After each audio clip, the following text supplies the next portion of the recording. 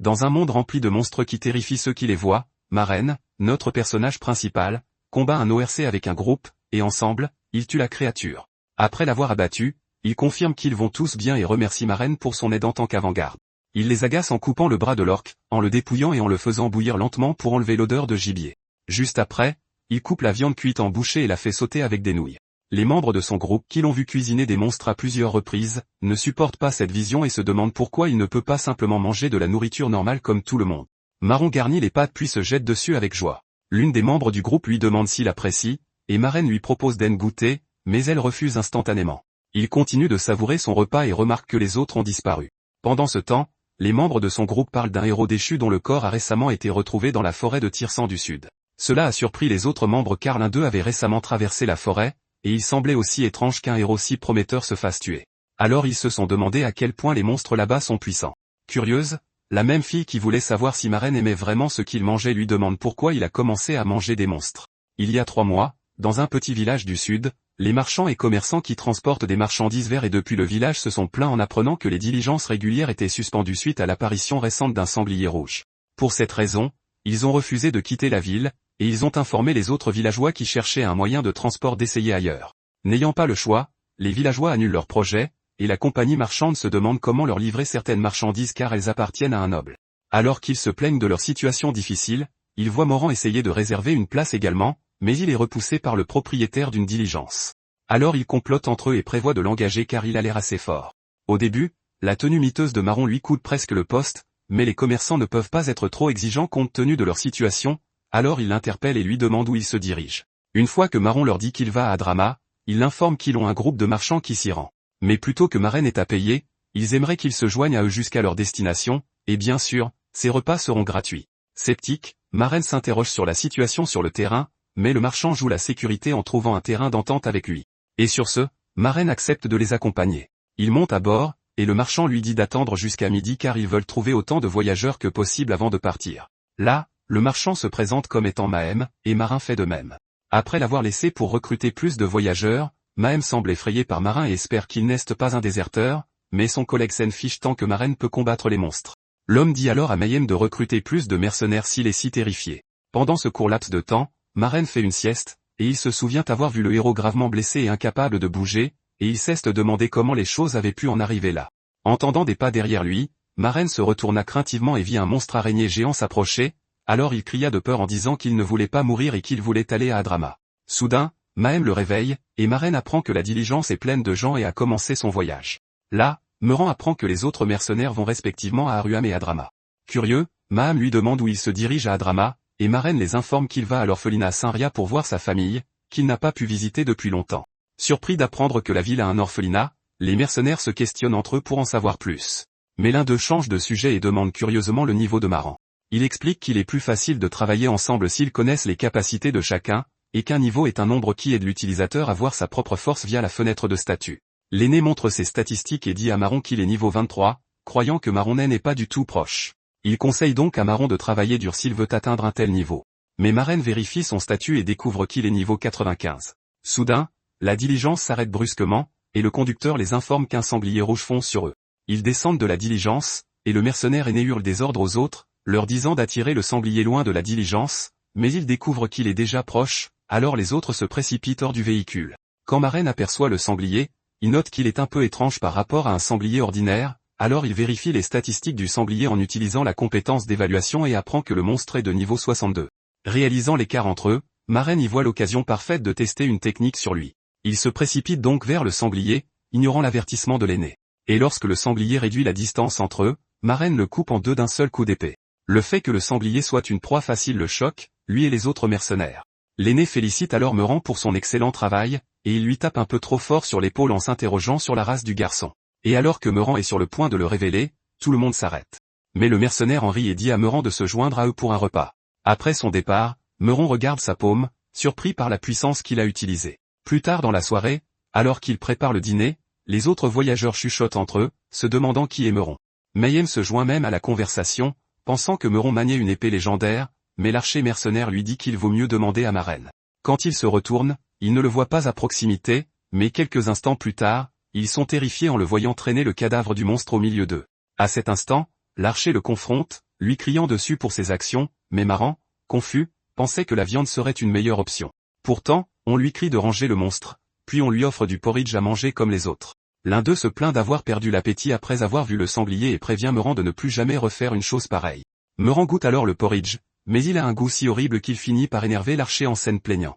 Là, elle lui explique que c'est mieux que rien et le met en garde contre la viande de monstre, disant que même si Meran peut choisir d'ignorer l'aspect dégoûtant de la viande, elle pourrait être empoisonnée. Elle lui montre ensuite le groupe en train d'attacher le cadavre et de se préparer à le brûler. Se rappelant que Maren se dirige vers Adrama, l'archer lui conseille de manger pour économiser de l'énergie car leur voyage est encore assez long. Les hommes l'appellent alors, lui demandant d'enflammer le monstre car leur flamme n'arrive pas à le brûler. Elle va vers eux, et Meran se demande pourquoi, mais à sa grande surprise, elle utilise la magie pour enflammer le cadavre.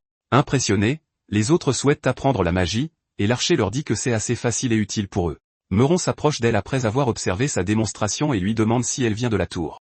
Elle est confuse, et Maren lui dit que la plupart des mages viennent de la tour, mais elle lui rappelle qu'elle est une archère. Confus parce qu'elle a utilisé la magie, Maren l'interroge à ce sujet, mais l'archer lui dit qu'elle a utilisé un sort de base, que de tels sorts sont exclusifs aux mages et que la magie originelle prend 3 ans à apprendre. Venant d'un paradigme différent, elle demande à Maren de quelle époque il vient et l'informe que même de simples aventuriers peuvent faire de la magie de base comme ça.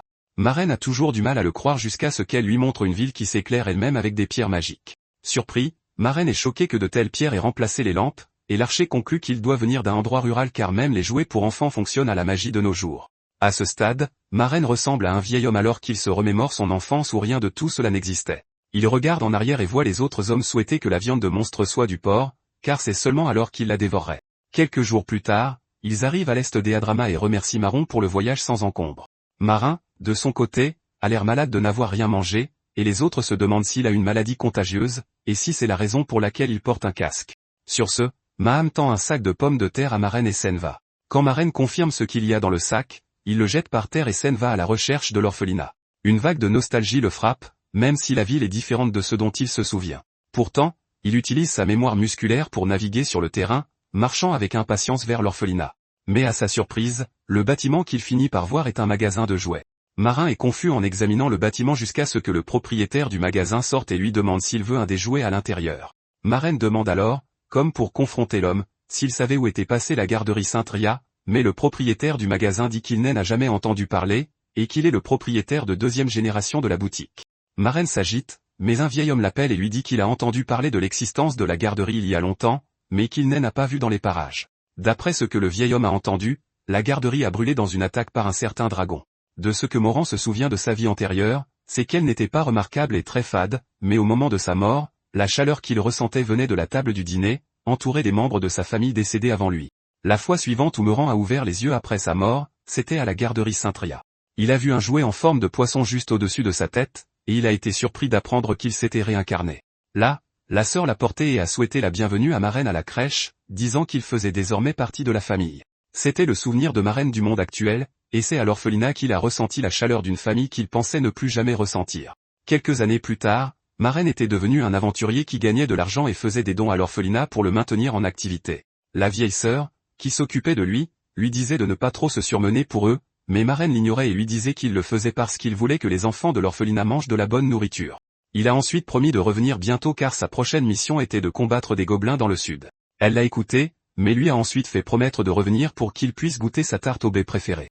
Actuellement, une sœur le conduit à une tombe qui a été construite en l'honneur des victimes de la crèche lors de l'attaque du dragon. Tout en notant que personne n'avait visité la tombe depuis longtemps, elle essaie de demander à Maren sa relation avec eux. Mais elle est surprise quand il s'agenouille devant l'arbre de la tombe, alors elle s'excuse. Là, Maren, en désespoir de cause, tend la main vers la pierre tombale et se souvient comment il a manqué à sa promesse. En même temps, il se demande s'il aurait pu changer leur destin s'il avait été présent lors du déchaînement du dragon. La pluie tombe, mais Morn reste agenouillé près de la tombe. Quelques jours plus tard, la sœur vient voir comment il va, notant qu'il doit être en grande souffrance pour rester près de la tombe. Elle lui lance donc une miche de pain, et quand il la mord, il trouve qu'elle a un goût affreux, alors il vomit. Réalisant qu'il ne peut pas manger la nourriture normale que les gens mangent, Maren note que sa condition actuelle est anormale. Là, il reste accroupi et note que non seulement il ne peut pas satisfaire sa faim, mais qu'il a aussi perdu sa famille à nouveau. Maintenant qu'il est de retour à une vie si misérable, il se demande si la vie a encore un sens. Soudain, il perçoit un riche arôme, différent de celui de la viande normale. Il quitte donc le temple et se dirige vers la ruelle en suivant l'arôme. Là, il voit et entend 2 personnes discuter en faisant brûler de la viande de monstre. L'un d'eux, qui est sur les nerfs, se plaint qu'il pourrait recevoir une amende s'il se faisait prendre à brûler une telle viande dans l'enceinte du château. C'est parce que l'odeur est identique à celle de la viande normale, et ils ne savent pas ce qui arriverait si une personne ordinaire en mangeait. Pendant que les deux se chamaillent, Maren attrape quelques restes brûlés et s'enfuit vers le cimetière du temple. Là, il coupe un morceau de viande et le goûte. À sa grande surprise, le goût n'est pas affreux, et cette fois, son estomac le supporte. Il se jette donc sur la viande, et une fois le morceau terminé, il attrape le principal et continue de s'en goinfrer. Il continue encore et encore jusqu'à ce qu'il se morde le bras sans s'en rendre compte. Quand il voit sa main saigner, Maren tombe à terre et sanglote, s'excusant auprès de sa famille décédée d'être le seul survivant parmi eux. Pourtant, il se dit qu'il veut vivre heureux et manger de la nourriture délicieuse comme un être humain normal, mais se demande s'il en a le droit. Il sent soudain un contact sur sa blessure et voit alors que c'est une feuille de l'arbre de la tombe qui est tombée sur sa main. Il y voit un signe, alors il se relève et dit à la tombe qu'il va partir. Mais cette fois-ci, il ne sera pas en retard à son retour. Ce fut le début de la vie secrète de gourmet de Maren. À Hadrama, il y a une certaine tour appelée Exalim. Exalim est une institution renommée pour les aventuriers, spécialisée dans la gestion de tous les aspects de leur travail, de l'exploration de donjons à l'extermination de monstres. Elle est également réputée pour gérer les aventuriers affiliés via un système unifié. En raison du prestige des Exalim, seules les personnes possédant un certain niveau de compétence ou de talent peuvent s'inscrire. Un matin, un test d'évaluation où les candidats doivent frapper un golem de test aussi fort que possible est organisé dans l'institution. Pendant le test, un elfe nommé Dahlia se présente pour participer à l'évaluation. Quand vient le tour de Dahlia et qu'il frappe le golem de test, à la grande surprise de tous, il pulvérise le meilleur score, les amenant à se demander qui il est. Suite à cet exploit, d'autres candidats également qualifiés comme aventuriers commencent à chercher à le recruter dans leur groupe. Certains l'approchent même et lui proposent de rejoindre leur guilde tout en le touchant. En tant qu'elfe fier, Dahlia méprise les humains, il est donc profondément dégoûté que certains d'entre eux aient osé le toucher. Immédiatement, il repousse leurs mains, mais ce faisant, il bouscule Maren, qui vient d'arriver. Maren s'excuse maladroitement en s'avançant vers le podium pour passer son test. Remarquant sa tension, Dahlia le prend pour un débutant et lui donne des conseils, lui disant de relâcher sa force et de se concentrer. Maren le remercie pour ses conseils, mais Dahlia les balaie d'un revers de main, disant qu'il est naturel d'aider un semblable, puis s'en va. Quittant l'arène d'Examen, Dahlia se dirige vers la réception de la guilde, dans la pièce voisine. Quand il arrive, la réceptionniste, qui est aussi une elfe, l'accueille chaleureusement, le félicitant pour ses exploits et pour avoir battu le meilleur score. Mais comme on pouvait s'y attendre, Dahlia prend cela à la légère. La réceptionniste lui remet alors un document officiel, le reconnaissant comme aventurier. Lorsque Dahlia reçoit le document, il est choqué de constater qu'il est reconnu comme un aventurier de rang et malgré son exploit. Mais la réceptionniste lui explique que c'est la politique de la guilde, chaque nouvel aventurier commence au rang D. Elle l'assure ensuite qu'avec ses compétences, il grimpera rapidement dans la hiérarchie. Impatient, Dahlia demande les quêtes disponibles pour commencer son ascension, et la réceptionniste lui propose 2 quêtes de rang D liées, concernant la chasse aux gargouilles dans un manoir. Comme prévu, il essaie de les accepter toutes les deux, mais la réceptionniste s'y oppose car les quêtes sont réservées au groupe. Apparemment, le manoir n'a pas été nettoyé depuis longtemps. Et comme les aventuriers l'ont ignoré pendant un certain temps, le nombre de monstres à l'intérieur s'est multiplié de façon folle. Étant donné que Dahlia ne peut s'inscrire à la quête qu'en groupe, il cherche un membre adéquat dans la pièce, mais ne voit qu'une bande de perdants. Tout à coup, le golem d'entraînement de l'autre pièce défonce le mur et heurte Dahlia, semant le chaos. En essayant de se remettre, Dahlia est choqué de découvrir que Maren était le responsable de la situation. Pourtant, il trouve cela étrange car le golem de test pèse autant qu'un taureau adulte. Il décide immédiatement qu'il fera un excellent coéquipier. Maren s'excuse pour les dégâts causés, mais la réceptionniste lui dit que ce n'est pas un problème tant qu'il paie les réparations. Elle calcule ensuite le montant que les réparations lui coûteront. Notre héros, fauché comme il est, révèle qu'il n'a pas d'argent, mais la réceptionniste l'assure qu'il peut prendre son temps pour payer, tant que ça ne dure pas trop longtemps. Sans perdre de temps, Dahlia l'approche et lui demande de faire équipe avec lui, puisqu'ils sont de la même espèce après tout. Surpris, Maren se demande pourquoi l'elfe de tout à leur s'est pris d'affection pour lui. Il analyse ses statistiques et confirme qu'il est lui-même assez fort, ce qui le rend encore plus perplexe. Finalement, il accepte de faire équipe, et ils conviennent de terminer chacun une des quêtes. Même la réceptionniste est enthousiasmée par leur union, car elle pense que la force de Maren en tant que guerrier complétera les compétences de Dahlia en tant qu'archer. Tandis qu'il se présente et essaie de faire connaissance, la réceptionniste annonce la création du groupe en les enregistrant. Dahlia est alors surpris d'entendre la réceptionniste annoncer que Maren est un humain, car il avait supposé tout ce temps qu'il était un elfe. Tout au long du trajet vers le manoir, Dahlia ne cesse de rabaisser Maren, rendant sa haine envers les humains de plus en plus évidente. Maren savait qu'il y avait des tensions entre les elfes et les humains, mais il ne s'attendait pas à ce que ce soit si profond, car la réceptionniste n'avait montré aucun des traits de Dahlia. Pourtant, il garde son calme jusqu'à leur arrivée. Quand ils arrivent, Maren sent l'aura sombre émanant du manoir, confirmant ainsi qu'il porte bien son nom. En regardant autour de lui, il voit une énorme gargouille au sommet du manoir, mais il décide de l'ignorer car ce n'était pas la mission qu'il avait choisie. Il remarque alors un essaim de gremlins de niveau 18 grouillant autour du château. Les gremlins sont essentiellement de jeunes gargouilles, qui semblent également assez puissantes. Dahlia rabaisse Marraine une fois de plus, lui demandant de reculer pour ne pas le gêner. Mais à sa surprise, Marraine passe devant lui sans dire un mot. En colère, il crie à Marraine de ne pas l'ignorer, et Marraine répond simplement qu'il fait ce qu'on lui a demandé. Dahlia le traite d'impoli et met ça sur le compte du fait que les humains inférieurs comme lui n'ont même pas le temps d'apprendre les bonnes manières au cours de leur courte vie. Mais Marraine l'interrompt en déclarant que Dahlia n'a pas le droit de dire qu'il a une courte vie, car il a plus de 100 ans. En entendant cela, Dahlia pâlit, se demandant s'il a bien entendu. Marraine lui dit alors d'arrêter ses commentaires haineux et de se concentrer sur sa propre quête pendant qu'il se concentre sur la sienne. Cela dit, il entre dans le manoir pour s'occuper des gremlins, mais Dahlia l'arrête une fois de plus, lui demandant s'il a l'intention d'y aller seul. Marraine répond que les gremlins ne sont que de niveau 18 et qu'à leur niveau, il ne s'attend pas à ce qu'ils se préparent avant de les affronter. En entendant cela, Dahlia réalise que Marraine a dû voir ses statistiques. Comme seuls les individus puissants possèdent des compétences d'évaluation de ce calibre, il se demande si Marraine est plus fort que lui. Mais il conclut assez vite qu'il a dû utiliser une compétence sournoise à la place. Il se met alors à l'insulter, le traitant de mesquin et d'effronté pour avoir regardé ses statistiques sans sa permission. À son insu, un gremlin fonce sur lui à toute vitesse depuis une certaine distance. Pendant qu'il continue ses insultes, le gremlin s'approche assez pour lui arracher la tête. Mais heureusement pour lui, Marraine intervient et le tue juste à temps. Il admet avoir vérifié ses statistiques, mais déclare que cela ne devrait pas être une excuse pour le rabaisser. Dahlia prend la déclaration comme une offense, comme d'habitude, et recommence à s'énerver, mais Marraine part simplement accomplir ses tâches, ne lui laissant d'autre choix que de faire de même. Peu de temps après, Marraine élimine 50 gremlins comme la mission l'exigeait. Pendant ce temps, Dahlia a d'énormes difficultés de son côté à cause de l'épaisseur de la peau des gargouilles. Marraine envisage de l'aider un instant, puis conclut que Dahlia devrait être à ses hommes pour s'en sortir vivant, au moins. Il décide alors de se concentrer sur autre chose, transformant l'un des gremlins morts en un repas de première classe. Ne sachant pas quelle partie manger, Marraine remarque que puisque les créatures ressemblent étonnamment à des grenouilles, elles devraient probablement être préparées de la même manière. Il rassemble les parties qui semblent comestibles pour en faire des brochettes. Mais voyant que cela ne représente presque rien, il décide d'inclure aussi leurs organes. Après les avoir bien nettoyés, il les empile sur un bâton et les fait griller avec soin avant de goûter. Quand il goûte la viande, il compare son goût et sa tendreté à ceux d'un poulet ou d'un canard, car elles font directement dans sa bouche. Soudain, son corps commence à s'engourdir et il tombe au sol. Il réalise alors qu'il a été empoisonné par la viande. Sans antidote, Marraine se demande quelles mesures rapides il peut prendre pour se sauver la vie.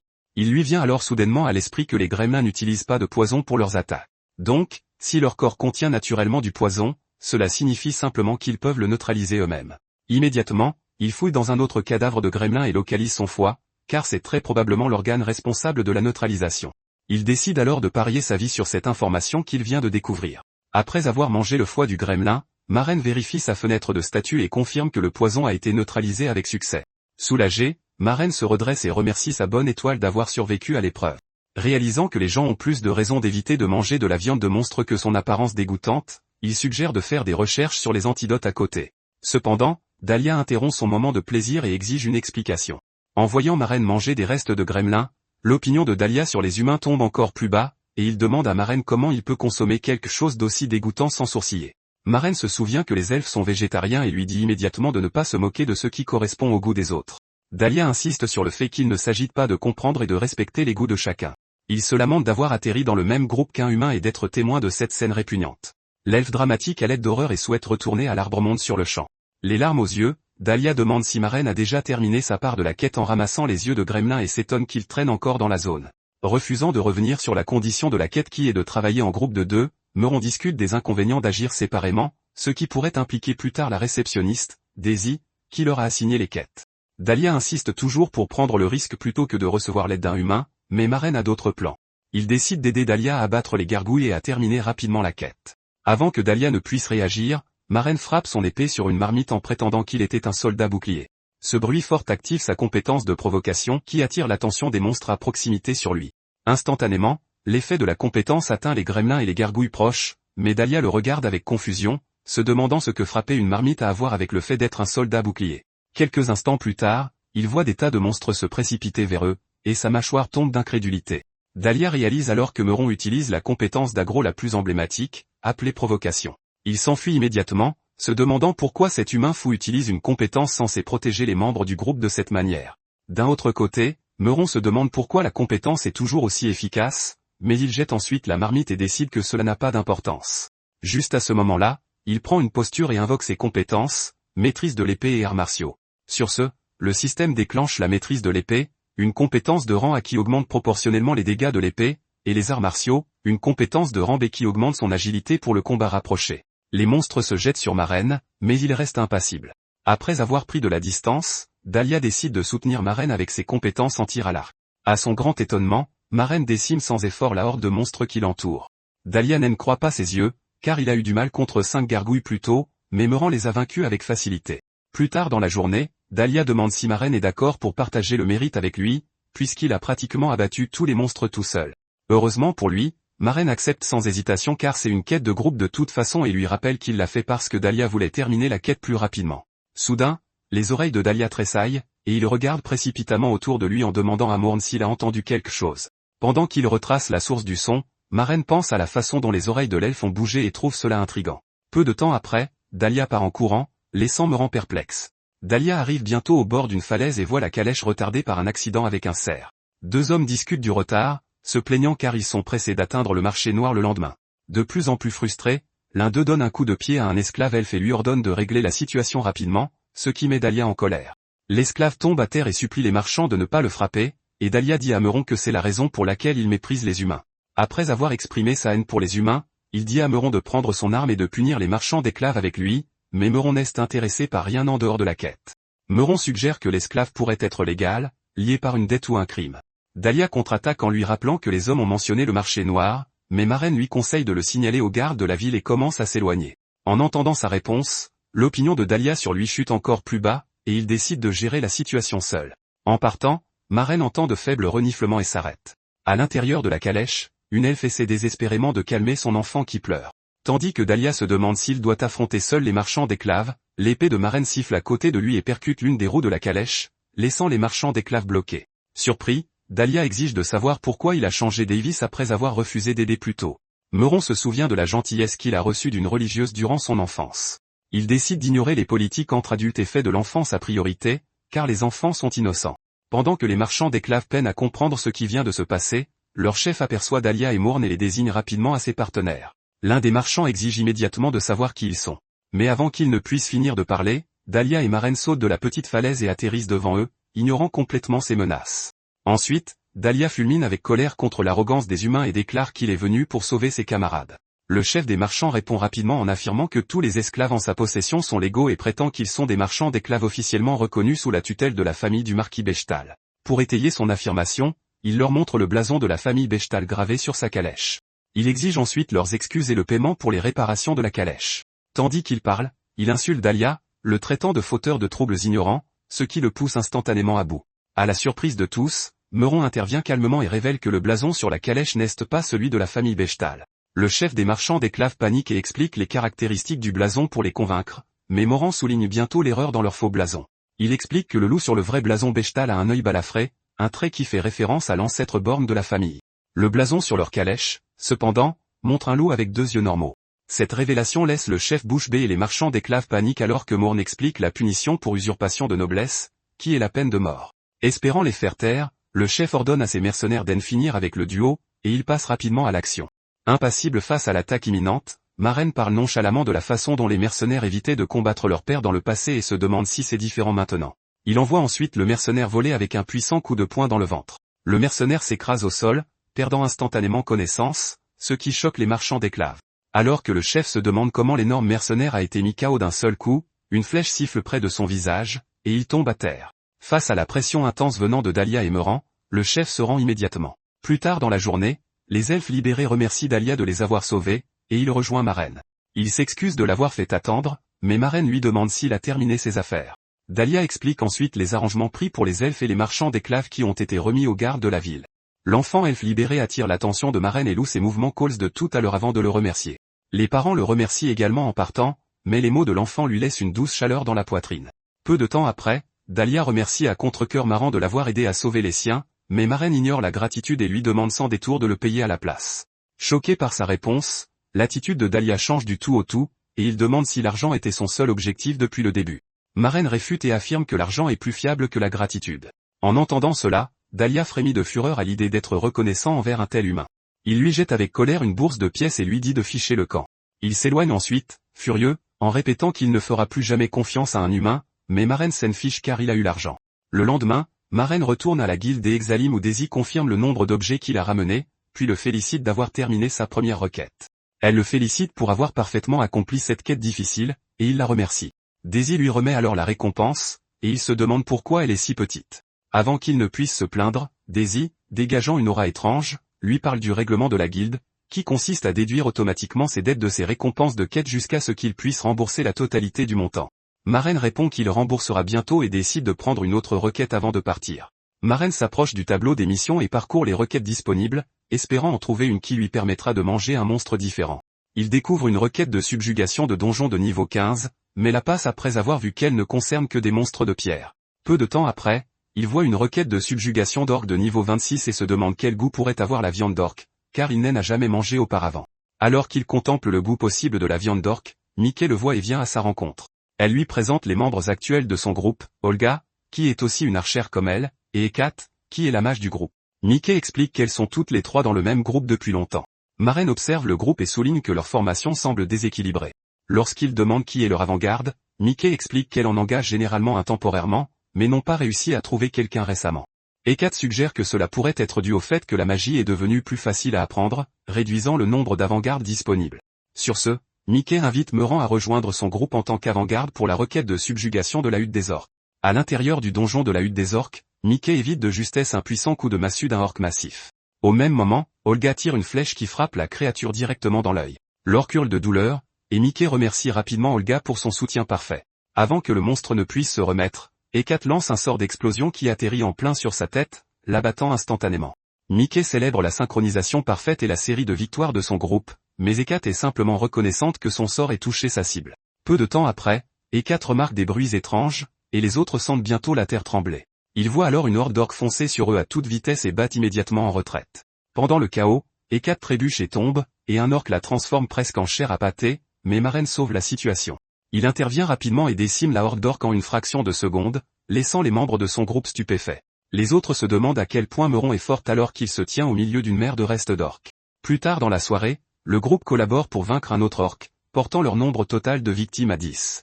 Olga suggère qu'ils s'arrêtent pour la journée car ils sont tous stressés. Tandis que Mickey s'étire, elle parle de la force effrayante de Maren, mais Olga est surtout reconnaissante qu'il ait sauvé Hécate plus tôt. À ce moment-là, Hécate se rend compte qu'elle n'a pas remercié Maren à cause du choc qu'elle a eu et se retourne pour le remercier, mais il est introuvable. Le groupe se demande où il est parti, mais Hécate sent une odeur et en informe les autres. Mickey se demande qui fait rôtir de la viande au milieu du donjon. Il tombe bientôt sur Maren en train de rôtir de la viande sous un arbre, et Mickey suggère d'ajouter des champignons pour relever le goût. Cependant, elle voit les restes de l'orque qu'il est en train de griller et panique. Elle lui demande ce qu'il fait, mais Maren est occupée à chercher la comparaison parfaite pour le goût de la viande. Il en conclut que c'est un mélange de bœuf et de porc tout en savourant son goût juteux. Dégoûté, Mickey lui demande d'arrêter de manger cette viande immonde, ce qui irrite les membres du groupe. Cependant, Moran ignore son entourage et continue de réfléchir à la manière de rehausser le goût avec plus d'assaisonnement. Incapable de comprendre la satisfaction sur son visage, le groupe se met à l'écart pour discuter de ce dont il vient d'être témoin. Voyant leur réaction, Maren en conclut qu'il en a fini avec ce groupe et continue de prévoir d'emporter de la viande d'orque avec lui. Tout en supposant que Maren vient d'une région où l'on mange des monstres par manque de nourriture, Olga lui tapote l'épaule et révèle que le groupe est prêt à accepter ses goûts particuliers, mais lui demande de ne pas le faire ouvertement. Leur décision le surprend, mais Olga explique qu'elles ne sont pas prêtes à perdre un avant-garde aussi fiable à cause de ses goûts étranges. Ensuite, Olga suggère qu'ils mangent et dorment pendant que Hécate et Mickey offrent à Meran des biscuits et de la viande séchée, mais il les refuse poliment. Le lendemain, le groupe poursuit la quête de soumission des orques, et ils affrontent un ORC ensemble. Maren encaisse ses attaques en tant qu'avant-garde pendant que les autres tirent des flèches et lancent des sorts depuis l'arrière. Plus tard dans la soirée, Maren cuisine encore de la viande d'orque pour le dîner, ce qui donne la nausée à Hécate. Au moment de se coucher, Maren s'éloigne pour dormir seule comme d'habitude, mais cela inquiète Mickey. Elle lui pose la question, mais Maren prétend que c'est plus confortable ainsi. Ensuite, Olga décide de prendre le premier tour de garde, et les autres s'endorment. Alors que le feu de camp crépite doucement, son son apaisant ramène Maron à ses souvenirs, se remémorant d'anciens compagnons réunis autour d'un feu similaire. Soudain, des voix l'appellent par son nom. Il se réveille en sursaut et demande pourquoi tout le monde est debout. En réponse, Hécate le menace avec un sort entièrement incanté. Elle explique qu'elles ont évalué son statut par curiosité et découvert son titre de « tueur des siens ». Avec le cristal dans la main de Mickey, la fenêtre de statut montre partiellement certaines des statistiques de Maron, laissant certains détails verrouillés. Voyant qu'il a été démasqué, Marraine réfléchit au titre de « tueur des siens », qui est donné à une personne de sang-froid ayant abattu plus de 100 membres de sa propre race. De plus, ce titre augmente également la puissance d'attaque de la personne de 5% chaque fois qu'elle affronte quelqu'un de sa propre race. Alors que Mickey frissonne d'horreur, elle dit qu'elles ne peuvent pas ignorer le fait qu'il a tué plus de 100 personnes. Voyant qu'il a facilement rejoint leur guilde, Olga suppose qu'il n'a pas de casier judiciaire, et elle continue de le presser pour obtenir une explication. Moran s'excuse mais n'en dit pas plus, et Olga lui demande de quitter le groupe car elle ne peut pas faire confiance à un meurtrier. À leur grande surprise, Marraine accepte, prend son sac et s'en va. Il y a 100 ans, dans la forêt de Tyrsen du Sud, un groupe de gobelins a chargé un groupe de mercenaires, mais ces derniers ont facilement vaincu les monstres. La chef a loué l'habileté de l'archère, et le groupe a discuté un peu. Elle s'est ensuite tournée vers Marraine, l'appelant Charlotte, et l'a interrogée sur l'organisation des preuves de soumission sur laquelle il travaillait. Marraine a confirmé et a demandé qu'ils continuent leur chemin. En avançant, ils ont bavardé un peu plus et se sont vite demandé pourquoi il y avait moins de gobelins que ce que disaient les informations de la quête. Marraine a supposé que c'était parce qu'il était à l'entrée du donjon, mais il a réalisé qu'on l'ignorait. Il s'est demandé s'il n'entendait pas sa voix et a essayé de les interpeller, mais les membres du groupe ont soudainement tourné leur regard vers lui avec une intense aura meurtrière. Alors que leurs yeux rouges sans le foudroyer du regard, ils lui ont demandé pourquoi il leur avait fait ça et avait survécu seul. Soudain, Marron se réveille en sursaut de ce cauchemar dans sa chambre et regarde par la fenêtre. Quelques instants plus tard, il arrive au bâtiment de la guilde, mais les autres aventuriers parlent dans son dos, évoquant les rumeurs et d'autres histoires inventées pour leur convenir. Voyant que les gens amplifient les rumeurs, il décide de les ignorer et va voir Daisy. Cependant, elle l'informe de sa promotion au rang C et lui remet le certificat. Il remarque qu'il n'a pas passé l'examen de promotion, mais Daisy lui dit que l'examen a été aboli il y a quelques années et lui explique comment fonctionnent les promotions maintenant. Apparemment, le rang d'une personne augmente automatiquement lorsque ses capacités sont reconnues. Tout en pensant aux tendances et changements récents, contrairement à l'ancien temps, Marraine demande s'il peut accepter des quêtes de rang C immédiatement, et elle lui montre celles qui sont disponibles. Avec l'augmentation des options de quêtes, Meryl voit une quête de nid de harpie de niveau 30, qui consiste à se procurer des plumes de harpie. Cependant, l'amateur de viande de monstre pense au goût qu'aura la viande de harpie et compare sa forme à celle du poulet. Surgit de nulle part, Dahlia interrompt sa prétendue planification stratégique et parle des rumeurs qui circulent. Tout en l'ignorant, Marraine accepte la quête des harpies, ce qui énerve Dahlia. Il dit avec colère à Meuron de ne pas l'ignorer parce qu'ils l'ont approché par gentillesse. Meuron se demande brièvement pourquoi il a utilisé « nous » au lieu de « je », mais une femme bête les interrompt soudainement, demandant à Dahlia si c'est l'humain dont il a parlé. Dahlia la présente alors comme la chef du nouveau groupe qui l'a rejoint, et la femme bête se présente comme Imitar, parlant avec d'étranges maniérismes félins à la fin de ses phrases. Pendant qu'elle se chamaille avec Dahlia, Meuron évalue discrètement ses statistiques et voit les détails de la femme bête de niveau 59 qui est aussi une prêtresse. Il remarque que sa statistique de force est la plus élevée, mais sa classe de personnage le surprend. Imitar remarque son évaluation et confirme ouvertement sa classe même si elle ne ressemble pas du tout à une prêtresse normale. Morn se souvient que les clercs ont généralement des rôles de soutien axés sur la guérison, et à en juger par l'apparence d'Imitar, elle semble loin d'être sainte. Ensuite, Dahlia raconte comment il a rejoint le groupe après en avoir cherché un avec des races autres que les humains. Il est tombé sur le groupe qui déteste les humains dont Imotra faisait la publicité et a décidé de le rejoindre. De plus, le groupe n'est composé que de deux. Imitar et Dahlia évoquent alors la rumeur du « tueur des siens » demeurant qui fait le buzz, et Imitar considère cela comme un exploit impressionnant. Elle l'invite nonchalamment à rejoindre son groupe, mais il fait l'ignorant, recevant ainsi quelques insultes de la part de Dahlia. Imitar répète l'invitation et, après avoir remarqué sa réticence, lui explique sans détour sa situation actuelle. Avec sa réputation de « tueur des siens » désormais répandue, personne ne voudra former un groupe avec lui. En regardant autour de lui, Morn comprend vite ce qu'il veut dire et décide de les accompagner temporairement. Imotar l'accueille joyeusement à bord et suggère de tester leurs compétences et leur compatibilité. Confus, Manor se demande ce qu'elle insinue, et elle lui montre la quête du donjon des harpies. À leur arrivée au donjon, des harpies les chargent, et le trio décide de commencer par le menu fretin. Morn prend la position d'avant-garde, mais pense que les monstres volants sont une plaie à affronter en tant que porteur de bouclier. Pendant qu'il réfléchit à un moyen de les atteindre, des cadavres de harpies tombent, et il comprend immédiatement l'importance des archers. Dahlia, qui se sent tout puissant en abattant les harpies, affirme qu'il ne laissera pas un humain lui voler sa proie cette fois-ci. Peu de temps après, Imitar dit soudainement à Meuron de préparer son bouclier, et elle l'utilise rapidement comme plateforme pour sauter. Elle bondit dans les airs et abat la dernière harpie. Ensuite, elle loue sa vitesse de réaction, et il se rend compte que se battre aux côtés de camarades n'est pas si mal. Tandis que Imitar commente leur synchronisation et que Dahlia suggère du repos après un peu de nettoyage, Marraine remarque une jolie créature et se demande ce que c'est. Dahlia lui fait alors la leçon sur la poupée vivante, qui est actuellement une tendance populaire. Vraisemblablement, c'est un golem de compagnie animé en l'infusant de mana. Dahlia affirme que celle-ci est une édition limitée, qui coûte 2 pièces d'or. Ensuite, Il félicite la poupée pour avoir arraché quelques plumes et joué avec, affirmant qu'elle peut aider au combat et au nettoyage si elle est bien élevée. Cependant, Imitar rapporte que Dahlia adore simplement les choses mignonnes, et Marraine continue de la fixer. Remarquant son regard, Dahlia la cache rapidement et dit à Marraine que ce n'est pas comestible. Imitar met alors fin au bavardage, et ils poursuivent la quête. Quelques instants plus tard, le duo ramasse les matériaux importants sur les restes de Harpie, et Imitar dit que la mission se déroule sans accroc. Elle demande à Dahlia pourquoi il n'a pas présenté Marraine plus tôt, mais il prétend qu'il y avait des circonstances. Soudain, Imitar sent l'odeur du poulet grillé et se rend compte qu'elle n'a pas vu Marraine depuis un moment. Ignorant le conseil de Dahlia de ne pas y aller, Imitar décide de ne pas le laisser s'en tirer pour avoir fait griller de la viande dans son dos. Pendant ce temps, de son côté, Marraine assaisonne de la viande de Harpie joliment découpée et la met dans la poêle. Il observe et apprécie tout le processus jusqu'à ce que le filet d'épaule de Harpie grillé soit prêt. Voyant que cela ressemble à du poulet, il décide d'y goûter et l'analyse attentivement en le mâchant. Malheureusement pour lui, les membres de son groupe interrompent son moment de plaisir, et Dahlia lui demande s'il a toute sa tête. Il s'excuse de manger sans eux et les invite à se joindre à lui, mais le duo tombe à genoux en se lamentant d'avoir été témoin d'actes aussi blasphématoires. Marin essaie de justifier ses actions, affirmant que les harpies sont complètement différentes des humains, mais le duo ne le croit pas. Peu après, l'odeur douce et l'apparence de la viande commencent à attirer Imitar, mais elle se retient. À ce moment-là, Mera remarque son intérêt et lui en offre, mais elle refuse toujours de manière dramatique. Imitar l'accuse de la tester et demande pourquoi le monstre sent si délicieusement bon. Meuron se souvient alors de ce qu'il est en train de mitonner et va rapidement vérifier la marmite sur le feu. Il ouvre la marmite et dévoile les pattes de harpie mijotées, mais Imitar affirme qu'il n'y a presque pas de viande sur les pattes. Morne, qui veut juste manger des pattes de poulet, prend une bouchée et décrit le goût exquis, qui est similaire à la texture d'un pudding en raison de la façon dont il l'a cuisiné. En le voyant manger les pattes de la harpie, Dahlia panique et révèle qu'elles contiennent un poison paralysant. Soudain, il paralyse Marraine, et Dahlia demande à Imitar de lancer un sort de dissipation sur lui.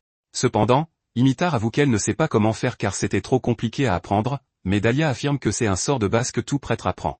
À cause de leur chamaillerie constante, une harpie arrive, et Imitar reproche à Dahlia d'avoir haussé le ton. Néanmoins, Imitar leur dit de ne pas paniquer et utilise un sort d'inferno, qui manque sa cible et grille la poupée vivante de Dahlia à la place.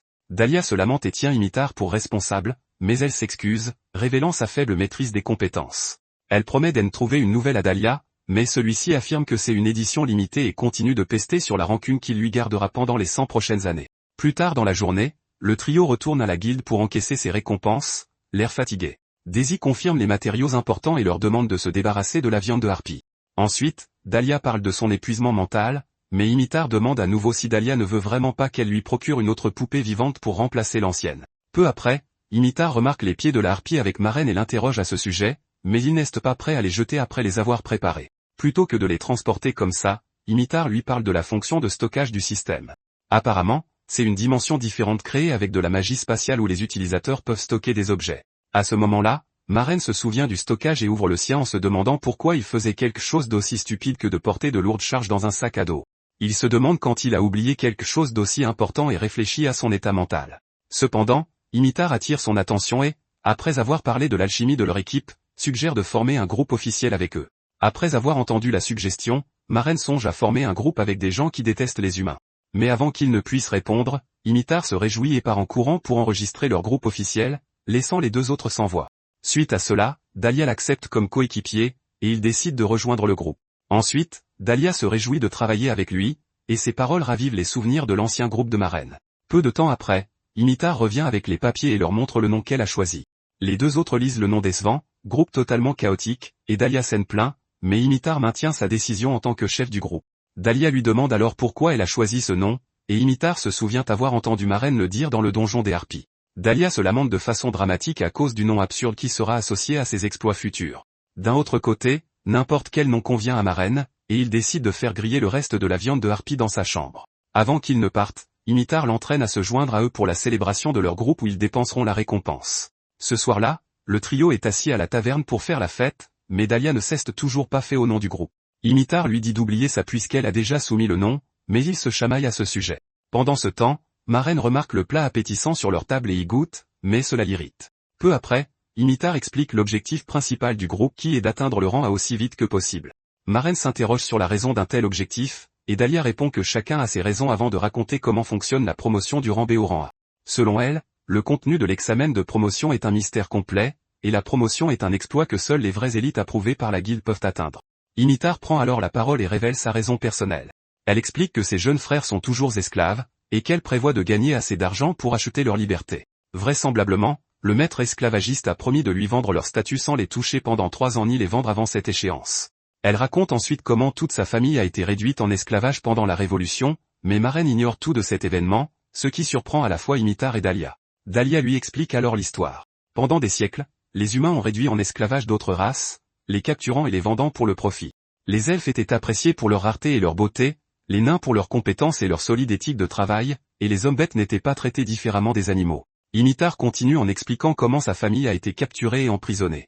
Leurs esprits et leurs corps ont été brisés car quiconque tentait de s'échapper connaissait une fin atroce. Lorsque les autres races ne purent plus endurer la souffrance, elles s'allièrent pour se battre contre les humains, et cela marqua le début de la Révolution. Comme les humains avaient beaucoup à perdre dans la guerre, ils acceptèrent la demande des autres races d'abolir l'esclavage et signèrent l'accord. Ce pacte a rendu le trafic des autres races illégal et a forcé les humains à accepter les frontières des autres races. Dahlia ajoute que le pacte a permis aux autres races de sortir de la clandestinité et de vivre à nouveau au grand jour, y compris de devenir des aventuriers. Imitar le confirme et dit qu'elle est devenue aventurière dès qu'elle a obtenu sa liberté pour gagner de l'argent. Après avoir tout entendu, Maren admet qu'il n'était pas au courant du pacte et demande ensuite à Dahlia pourquoi il vise le rang A. Dahlia répond qu'il veut devenir l'aîné de la forêt où il a grandi. De plus, sa famille a assumé ce rôle, mais la responsabilité incombe à l'aîné de la fratrie. Cependant, sa sœur aînée ne veut pas de ce rôle, alors Dahlia a accepté la proposition des aînés. Pour se qualifier pour le poste d'aîné, il doit accumuler de nombreux exploits. Après avoir partagé sa raison, Dahlia remercie Maren de s'être joint à eux et l'interroge sur son propre objectif. Alors qu'il s'apprête à répondre, Maren se souvient de sa famille décédée de l'orphelinat, ce qui lui provoque un violent mal de tête. Les autres se demandent si c'est quelque chose de très difficile à dire, et Maren révèle finalement qu'il y a un dragon qu'il veut anéantir. Surpris, ils lui demandent de quoi il parle, et Maren leur dit qu'il veut tuer le dragon qui a attaqué Adrama et incendié le village il y a longtemps. Il leur répète qu'il veut tuer le dragon. Mais avant cela, il y a quelque chose qu'il doit faire une fois qu'il verra le dragon. Ses coéquipiers font une pause, et Maren pense d'abord qu'il croit qu'il plaisante, mais ils sont en fait impressionnés qu'il ait de plus grandes ambitions qu'eux, contrairement à son comportement récent.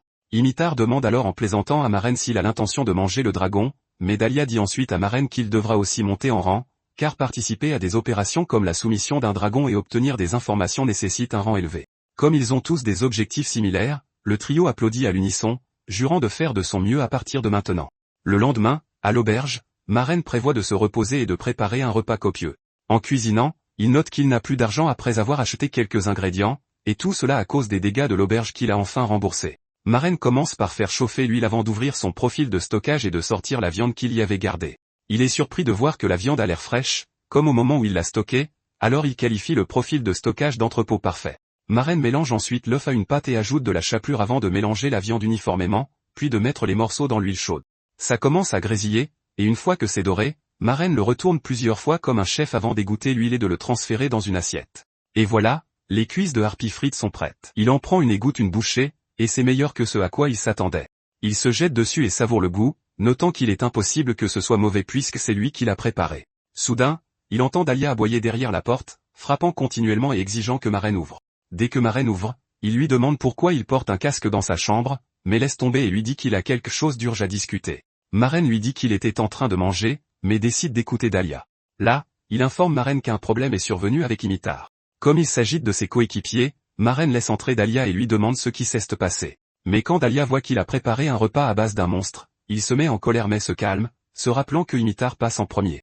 Il s'assoit donc et demande à Maren de garder secret ce qu'il s'apprête à dire à Imitar. D'abord, il demande à Maren de lui prêter de l'argent, ce qui énerve tellement Maren qu'il crie à Dahlia de ficher le camp, mais Dahlia lui dit d'écouter jusqu'à la fin de l'histoire. Là, il dit à Maren qu'il semble que Imitar ait été reçu par son maître humain.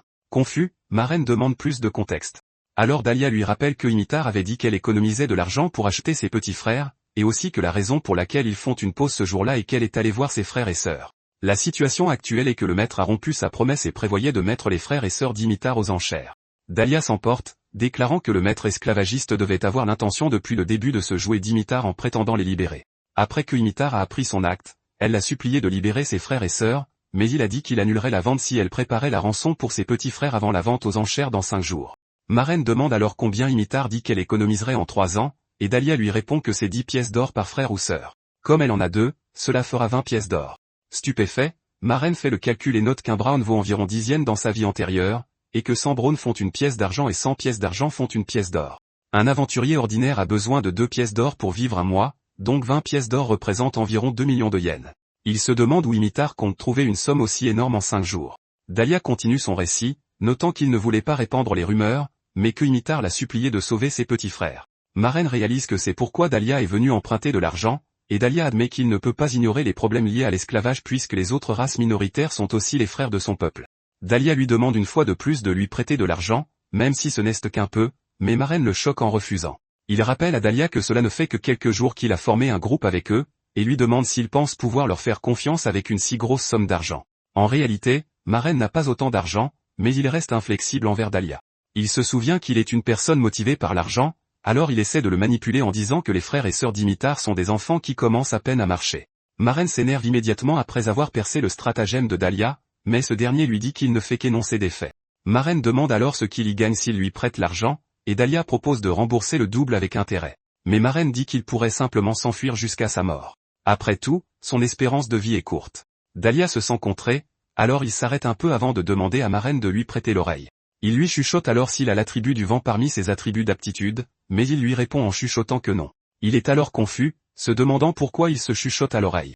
Dans leur monde, concernant les attributs d'aptitude, tant qu'on a le statut d'intelligence, on peut utiliser tous les types de magie. Comme son nom l'indique, cela indique quel élément est adapté à ses besoins. La magie liée à ses attributs d'aptitude consomme moins de mana mais a une puissance accrue.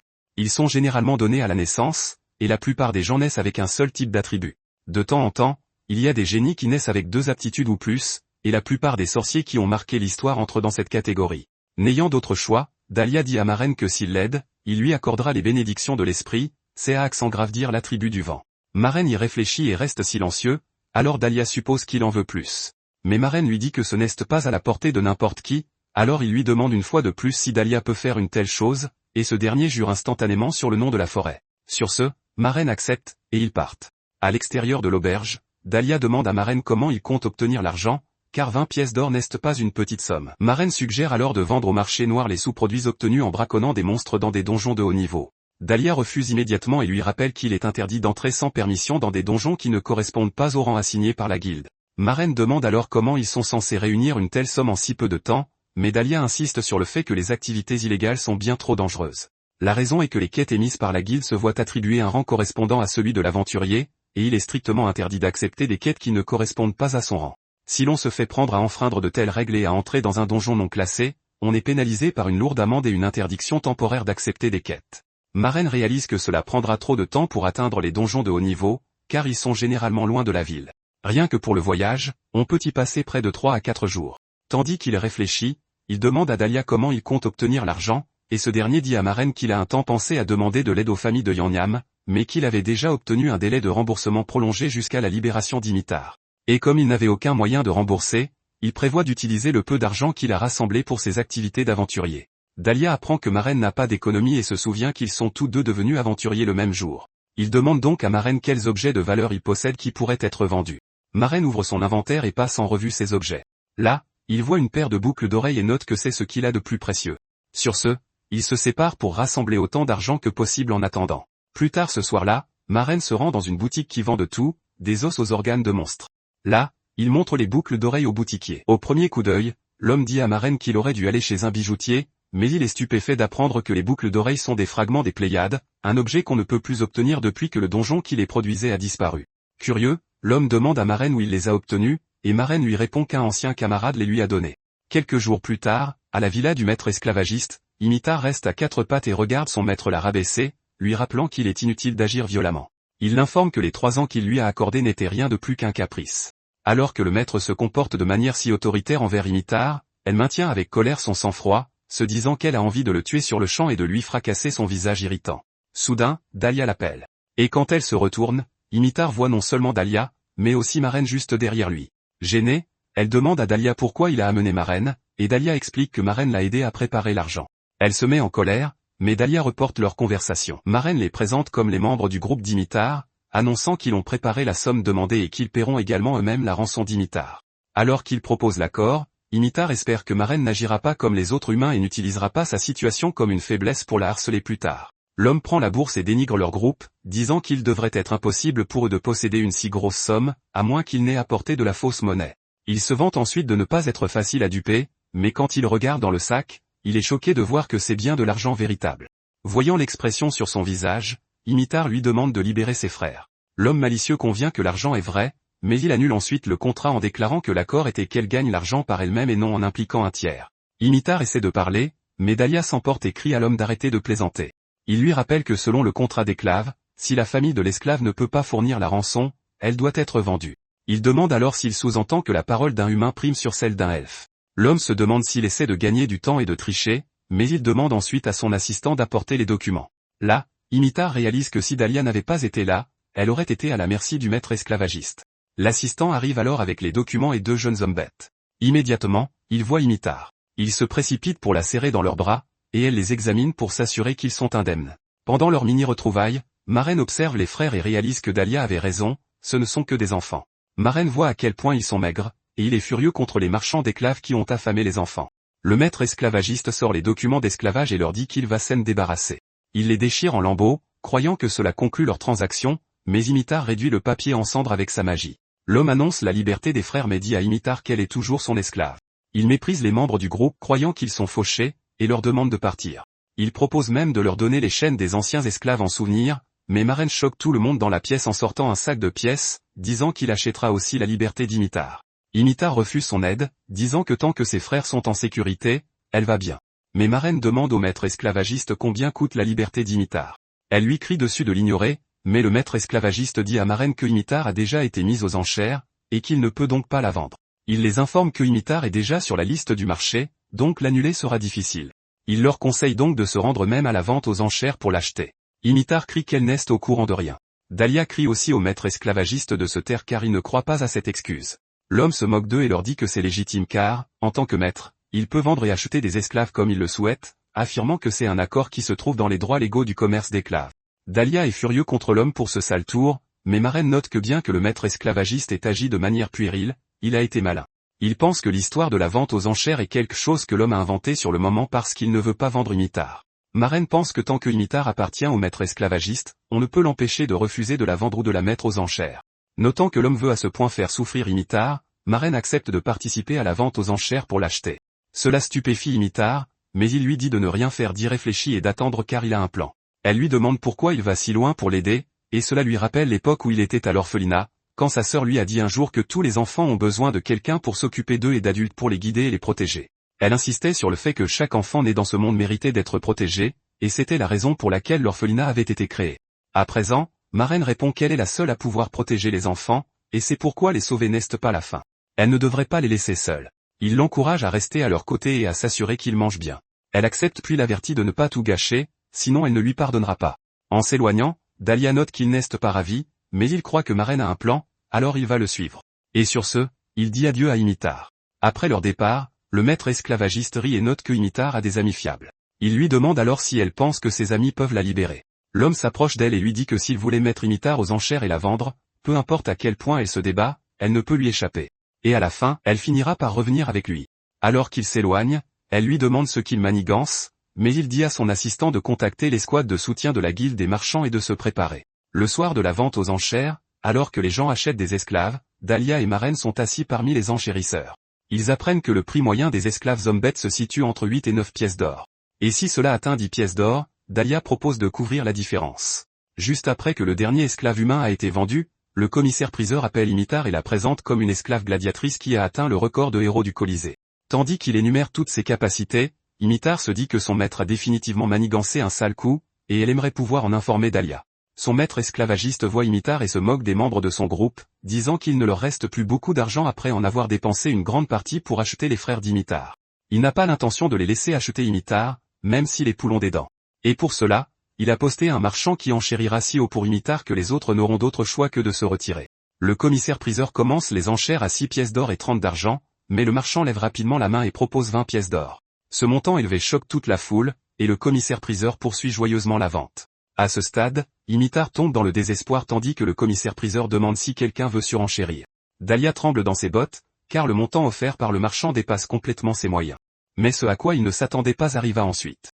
Maren lève son numéro et demande au commissaire-priseur quelle est l'enchère maximale.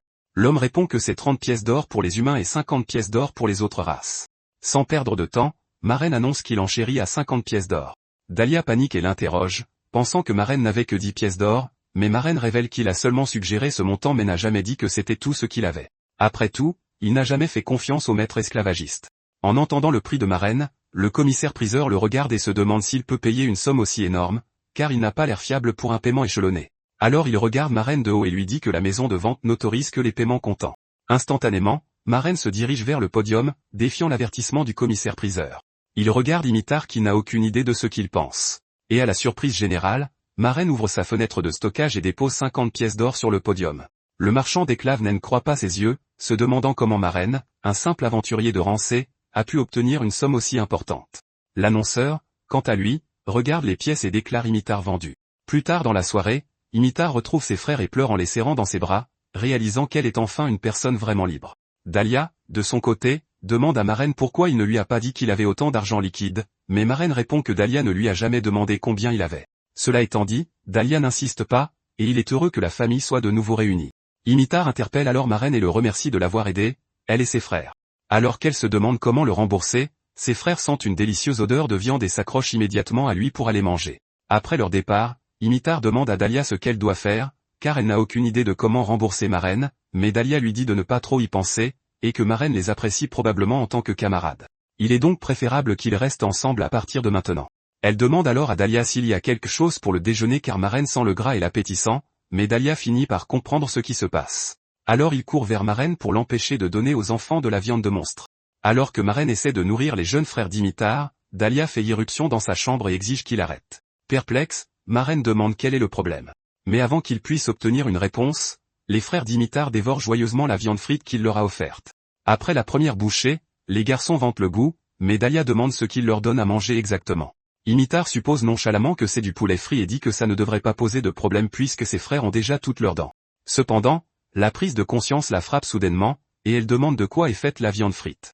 Sans hésiter, Maren lui dit que c'est de la viande de harpie, et Imitar lui demande pourquoi il leur donne cette viande immonde. Elle leur arrache la viande des mains, la qualifiant de sale, mais les garçons protestent bruyamment, insistant pour avoir plus de cette délicieuse viande. Alors qu'elle se dispute avec eux, l'arôme de la viande frite atteint les narines d'Imitar. Elle décide alors de faire semblant d'en manger et de s'effondrer de façon spectaculaire pour effrayer ses frères et les faire arrêter. Pourtant, elle ne peut se résoudre à consommer volontairement de la viande de monstre. Après une brève lutte intérieure, elle se résout à se sacrifier pour ses frères et prévoit de se rouler par terre de manière théâtrale après y avoir mordu, en faisant comme si c'était empoisonné. Après avoir mangé la viande de harpie, Imitar se fige un instant, et Dahlia demande si c'est vraiment empoisonné. Frissonnant d'incrédulité, Imitar se demande pourquoi c'est si bon, mais le harcèlement incessant de ses frères la sort finalement de sa torpeur. Elle pense au goût juteux et se demande si c'est vraiment de la viande de harpie. Quand Maren lui demande si c'est bon, elle ment à la hâte en disant que non. Elle attrape ensuite ses frères et part en trombe, déclarant qu'elle n'oubliera jamais cet affront. Peu de temps après, Maren dit à Dahlia de commencer à lui donner 90% des revenus des quêtes qui lui reviennent jusqu'à ce qu'il puisse rembourser ses 70 pièces d'or. Stupéfait, Dahlia demande si Maren veut qu'il meure de faim, mais il ne s'en soucie pas vraiment. Ensuite, il réclame la récompense que Dahlia avait promise puisque l'affaire est réglée. Plus tard dans la nuit, Dahlia conduit Maren dans la forêt, et ce dernier demande s'il est nécessaire de venir la nuit. Dahlia explique que le village est trop peuplé et que les esprits n'aiment pas ce genre d'environnement. Maren demande alors comment il peut accorder une bénédiction d'attribut, notant d'après ses paroles que ce n'est pas quelque chose que n'importe qui peut faire. Dahlia lui dit d'enlever ses gants épais, expliquant qu'une partie de sa peau nue doit être exposée pour que la bénédiction puisse s'imprégner. Après avoir suivi les instructions, Dahlia lui explique comment les elfes nés dans la forêt reçoivent la bénédiction d'un esprit. Les attributs de la bénédiction deviennent leur potentiel intérieur, et ces esprits les accompagnent toute leur vie. Il ajoute qu'il peut demander à un esprit d'accorder sa bénédiction à d'autres. De telles rencontres n'arrivent qu'une fois dans une vie, c'est pourquoi les gens les réservent souvent à leurs conjoints ou à des membres proches de leur famille. Réalisant à quel point une telle bénédiction est précieuse, Maren demande s'il veut vraiment l'utiliser sur lui. Dahlia répond que Maren est son bienfaiteur, car il l'a aidé à réaliser le souhait de toute une vie de sauver ses camarades de la souffrance aux mains des humains. Ensuite, Dahlia invoque l'esprit du vent, Sylph, et une douce brise entoure Maren. Incapable de voir les choses magiques à l'œil nu, Maren sent plutôt le vent doux effleurer sa peau. Peu de temps après, Dahlia lui expose une autre raison ignoble pour laquelle les humains achetaient des elfes par le passé. Apparemment, les humains cherchaient à voler les bénédictions des elfes, et les elfes enduraient cette humiliation pour protéger leur fierté. Dahlia ajoute que le taux de mortalité des elfes a augmenté après la signature du pacte. Sans perdre de temps, Dahlia libère Sylph vers lui, et l'esprit l'enveloppe, lui accordant un autre attribut d'aptitude. La nouvelle aptitude choque Maren, mais Dahlia coupe court à ses pensées et l'avertit de ne pas se méprendre, affirmant qu'il ne lui a toujours pas pardonné d'être un sale humain. Le lendemain, Maren rejoint les membres de son groupe à la guilde des Exalim. À leur arrivée, ils l'informent qu'ils ont trouvé une babysitter pour les frères Dimitar. Dahlia se demande à voix haute s'ils peuvent confier les jeunes garçons à un humain, mais Dimitar est survoltée à l'idée de passer sa première journée en tant que citoyenne libre. Elle leur montre ensuite la quête qu'elle a acceptée, une quête de soumission de la grotte de cristal de niveau 20. Dahlia n'est pas enthousiaste car la mission consiste à combattre des nains de boue dans des marécages boueux, mais Dimitar la considère comme une quête sûre de rancée. Alors qu'il se prépare pour le donjon, Maren étudie les caractéristiques du monstre de boue en se demandant quel goût il pourrait avoir. Remarquant son expression, Dahlia devine à quoi Maren pense, mais Dimitar leur demande de se rendre à l'entrée du village où attend le carrosse qu'elle a réservé. En marchant dans les rues, Dahlia demande à Dimitar si elle a fait des recherches sur tous les autres monstres de la grotte. Dimitar acquiesce et dit qu'elle expliquera tout une fois qu'ils seront dans le carrosse. Elle mentionne également vouloir trouver un logement pour elle et ses frères, car ils séjournent dans une auberge. Soudain, un carrosse luxueux s'arrête devant eux. Dahlia et Maren supposent que c'est le carrosse que Dimitar a loué, mais elle le nie. Étonnamment, l'ancien maître d'esclaves Dimitar sort du carrosse. Le type sourit et parle comme s'il avait prédit leur mouvement. Dérangé par son arrivée, Maren dit que leur transaction est terminée et demande ce qu'il veut. L'homme dit alors que Dimitar lui a manqué et qu'il est venu faire une proposition, espérant racheter l'esclave, mais la suggestion laisse Maren sans voix. Dahlia se met en colère contre le marchand d'esclaves, lui criant dessus pour avoir tenté un sale coup en demandant à acheter Dimitar. Cependant, l'homme fait taire Dahlia, le traitant d'étranger qui devrait se mêler de ses affaires. Il dit aussi à Dimitar, qui lui lance des regards noirs, d'adoucir son regard. Après tout, ils se connaissent depuis longtemps. Il annonce ensuite que les deux gardes avec lui sont de niveau supérieur à 80, donc Dimitar ne devrait pas agir de manière impulsive, sinon elle en subira les conséquences. Après les avoir avertis, le marchand d'esclaves continue sa conversation avec Maren, offrant de payer 100 pièces d'or pour Dimitar, mais Maren refuse.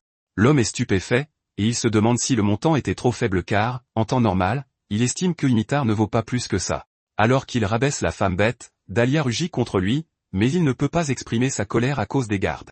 Pourtant, le marchand d'esclaves augmente le prix à 150 puis 160 pièces d'or, mais Maren reste inflexible. Dimitar crie alors à l'homme lent des prix que peu importe le montant qu'il offre, car Maren ne la vendra pas. L'homme, qui pense que tout est une question d'argent, insiste encore et offre de l'acheter pour 200 pièces d'or, croyant que Maren ne refusera pas son offre. Maren y réfléchit alors, et ses coéquipiers en sont surpris. Mais il révèle ensuite qu'il plaisantait, et rappelle au marchand d'esclaves que les documents d'esclavage d'Dimitar ont déjà été détruits à la maison des ventes, donc elle n'est plus une esclave. Et pour cette raison, Maren n'aura aucune autre transaction avec lui. Il prévient ensuite l'homme que s'il traite Dimitar sans ménagement à l'avenir, il ne le laissera pas passer. Le marchand d'esclaves comprend enfin, et il se met en colère contre le groupe. Alors il leur dit qu'il a essayé de régler les choses pacifiquement avec de l'argent, mais qu'il n'y a pas d'autre moyen. Dimitar, qui bouillonne de colère, ne peut plus le supporter, alors elle frappe le marchand d'esclaves en plein visage, l'envoyant voler. En colère, elle déclare qu'elle n'est plus son esclave, et qu'il ne devrait pas lui parler avec condescendance. Un des gardes s'énerve contre elle et saisit son arme, mais Maren apparaît juste derrière lui et l'avertit de ne pas faire ça. Le garde est choqué car il n'a pas réalisé quand Maren a quitté sa position initiale sans qu'il puisse le sentir. Et en un seul mouvement, Maren plaque le visage du garde au sol. L'autre garde est excité à l'idée de se battre, alors il prépare sa lance pour le combat, mais Maren ramasse une pierre et la lui lance. Immédiatement, elle atteint l'homme. Elle l'envoie voler, l'assommant sur le coup. Déconcerté, le marchand d'esclaves essaie de comprendre ce qui vient de se passer, puisqu'un seul membre d'un groupe de rancés vient d'abattre deux gardes de niveau 80. Il demande alors à Maren son niveau, et Maren lui dit qu'il est niveau 95. Les deux autres sont surpris que le niveau de Maren soit si élevé, puis Dimitar attrape le marchand d'esclaves par la tête et lui dit qu'elle n'a pas fini avec lui. Il essaie de la dissuader, mais il reçoit ce qu'il mérite. Après que Dimitar l'ait roué de coups pendant un moment, Dahlia lui dit qu'il est temps de partir, sinon ils vont rater le carrosse. Elle s'éloigne joyeusement avec Dahlia et avertit le marchand d'esclaves de ne plus jamais se montrer. L'homme qui vient de se faire humilier rampe et jure de les faire payer. Mais il voit alors Maren debout devant lui, et Maren révèle qu'il lui a fallu du temps pour trouver un groupe à cause des rumeurs selon lesquelles il serait un meurtrier. Il dit froidement au marchand d'esclaves qu'il est plus facile pour lui d'écraser une guilde de marchands que de chercher un nouveau groupe, donc l'homme ne devrait pas chercher des ennuis au groupe qu'il vient de trouver. D'un coup de pied, il défonce le carrosse de l'homme, et il dit que c'est un avertissement avant de s'en aller. Lorsque le groupe du chaos arrive à la grotte, ils combattent le monstre de boue, et Dahlia les informe que les monstres de boue sont faibles face aux flammes, et qu'ils devraient donc les enflammer. Il regrette immédiatement sa décision car Dimitar, la femme bête inutile qui est nulle pour contrôler sa magie du feu, se donne à fond et brûle presque ses amis jusqu'à les carboniser, ce qui énerve Dahlia au passage. Pendant qu'ils se disputent, Maren attrape des morceaux du monstre de boue et songe à les manger. Dimitar l'avertit qu'elle ne pourra pas le sauver s'il s'effondre, mais Maren observe la substance visqueuse et remarque qu'elle n'a aucune odeur. Pour cette raison, il en prend une bouchée, pensant que ça n'aura pas le goût de la terre, mais Maren n'a jamais été aussi loin de la vérité. Il regrette sa décision et apprend que tous les monstres ne sont pas comestibles. Il opte alors pour les restes de harpies frites qu'il avait gardés dans sa fenêtre de stockage, mais Imitar le remercie timidement d'avoir sauvé sa famille, et elle jure de le rembourser. Marraine refuse son offre et lui rappelle qu'elle doit nourrir ses frères, ce qui amène Dahlia à se demander comment Marraine a pu réunir une si grosse somme. Et il espère qu'il ne cesse pas d'impliquer dans quelque chose de dangereux, comme il l'avait averti plus tôt. Quand Imitar entend Dahlia, elle est choquée, mais Marraine leur dit qu'il a vendu un souvenir d'un ancien camarade. Cela surprend encore plus Imitar. Et alors qu'elle entend Marraine expliquer comment il a décidé de le vendre, elle devient frustrée et lui demande pourquoi. Mais Marraine lui dit que ce n'est pas grave car ils sont maintenant ses camarades, et si elle veut le rembourser, elle devrait continuer à faire équipe avec lui dorénavant. Elle se demande si c'est tout. Mais une fois qu'il la rassure et l'appelle leur chef, Imitar s'enflamme et promet de faire de son mieux en tant que chef. Juste après, elle demande à Marraine s'il connaît Dahlia depuis longtemps, pour que Dahlia lui accorde une bénédiction, mais Dahlia lui dit que ça ne fait pas beaucoup plus longtemps qu'il la connaît elle. Tout en grignotant, il lui dit que c'était le paiement pour un contrat, et cela surprend Imitar, car Dahlia a volontairement accordé une bénédiction à un humain dont il n'avait pas vu le visage. Toujours aussi capricieuse, Imitar demande à Marraine pourquoi il porte toujours un casque, et il lui répond qu'il a des raisons personnelles. La voyant s'approcher de lui en remuant les doigts, Marraine lui demande ce qu'elle manigance, mais Imitar réduit la distance et veut lui retirer son casque de force. Heureusement, Dahlia l'arrête, disant qu'il est indécent de fouiner dans ce que les autres ne veulent pas montrer. Dahlia réprimande alors Marraine pour cacher si souvent son identité, disant que Marraine devrait aussi essayer de s'ouvrir un peu. Après tout, si quelqu'un s'intéresse à lui, ça montre qu'il veut être son ami. Marraine s'arrête et y réfléchit, mais tout à coup, une attaque surgit de nulle part le frappe, et les autres se retournent pour apercevoir un caméléon monstrueux utilisant sa queue de cristal, alors il le tue immédiatement. Juste après, il vérifie s'il va bien et suggère même de regarder son visage après l'avoir vu saigner de la fente de son casque, supposant qu'il a été touché à l'œil par un éclat de cristal.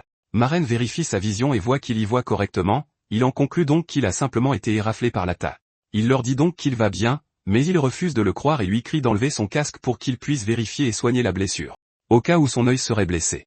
Imitar lui dit qu'ils iront au temple pour le faire soigner immédiatement. Mais quand Marraine voit sa main s'approcher, il se souvient comment les gens criaient en le traitant de monstre quand ils voyaient son vrai visage, et rejetaient son aide, alors il hurle à Imitar de ne pas le toucher. Choqué par sa réaction, il lui demande s'il ne veut vraiment pas montrer son visage à ce point, mais il se couvre le visage, se recroquevillant et marmonnant qu'il ne devrait pas regarder. Inquiet, Dahlia essaie de le raisonner pour qu'il puisse vérifier ses blessures, mais Marraine reste inflexible, insistant sur le fait qu'il a juste été éraflé et qu'il va bien.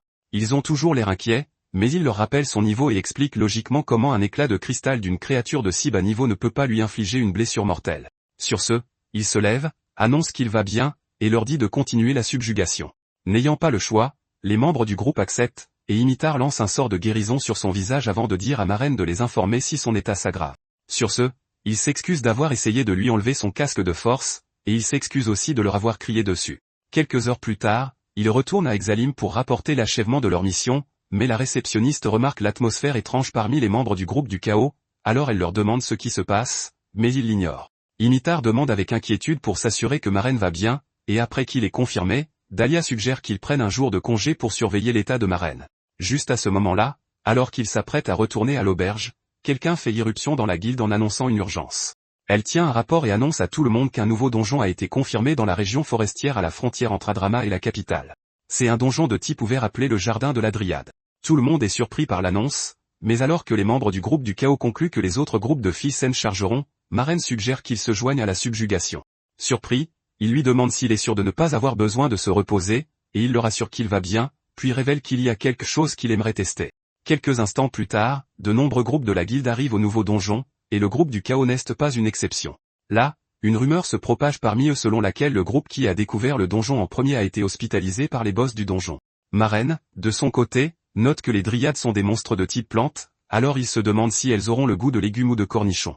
Imitar et Dahlia le lisent comme dans un livre ouvert, et ils s'inquiètent pour la réputation de leur groupe si Marraine mange des monstres devant les autres. Comme pour essayer de remonter le moral de Dahlia, Marraine promet de lui cuisiner des légumes à partir du monstre, puisque les elfes sont végétariens, mais Dahlia préfère passer son tour. Pendant que les rumeurs sur les monstres se propagent, quelqu'un apparaît, confirmant qu'il y a deux boss. Il se présente comme Enkerman, le premier héros, et leur assure que tout ira bien.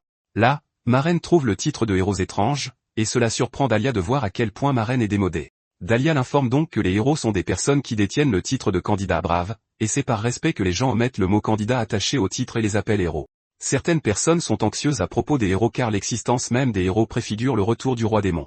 Et quand ce moment viendra, les héros se dresseront contre le roi démon, et c'est pourquoi les gens les respectent tant. Maren utilise sa compétence d'évaluation sur enquêrement, et il voit beaucoup de statistiques élevées, puis de nombreux titres de premier conquérant de labyrinthe. Maren informe alors Dahlia qu'il a déjà vu un héros, et Dahlia admet qu'il y en a plus d'un. Il informe ensuite Maren que sur les 5 héros qui l'ont trouvé jusqu'à présent, le 2e héros a été tué, et le 4e est mort face à des monstres, ce qui signifie qu'il n'en reste que 3. Après un certain temps, les groupes commencent leur raid sur le donjon, et ils sont accueillis par de nombreux monstres gays. Là, le groupe du chaos combat les créatures et les tue facilement. Cela impressionne les autres groupes, et Imitar a un air suffisant, mais Dahlia lui rappelle qu'ils ont du travail à faire, à savoir protéger la force principale qui prévoit de tuer les dryades. Un groupe de Rambe fait de son mieux pour empêcher l'une des dryades d'interférer pendant qu'ils attendent que Enquerment finisse l'autre. Le monstre attaque le héros, mais il esquive les lianes puis déchaîne un barrage de coups qui découpe la dryade en morceaux de bois. Tous ceux qui ont été témoins de l'attaque félicitent Enquerment d'avoir affronté la dryade en solo, croyant qu'il n'en reste plus qu'une à gérer. Mais à ce moment précis, la dryade, toujours debout, pleure son camarade mort et pousse un cri strident. Les autres aventuriers n'y prêtent aucune attention, croyant que Enquerment la massacrera aussi, mais ils sont horrifiés quand la dryade les attaque avec une multitude de lianes et dégage une aura si puissante que Maren réalise qu'ils sont dans un donjon où ils étaient censés tuer les 2 boss en même temps. Maren utilise son évaluation, et il confirme que la dryade enragée a gagné un niveau. Il prévient immédiatement Dahlia à propos du monstre, et Enquerment en informe les autres groupes.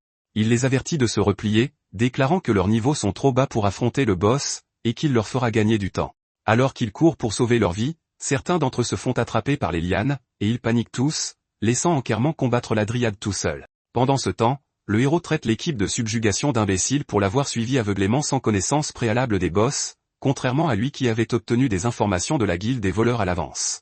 Il avait révélé une partie des informations sur les monstres à l'équipe pour semer la confusion et finalement vaincre les boss par lui-même pour s'assurer un autre titre. Alors qu'il se prépare à combattre la dryade, il est soudainement notifié qu'il ne peut pas utiliser de compétences ou de techniques d'armes pendant 10 minutes, ce qui signifie qu'il a été maudit par le monstre. À ce moment-là, elle enroule sa liane et arrache Enquerment de ses pieds avant de le projeter au sol.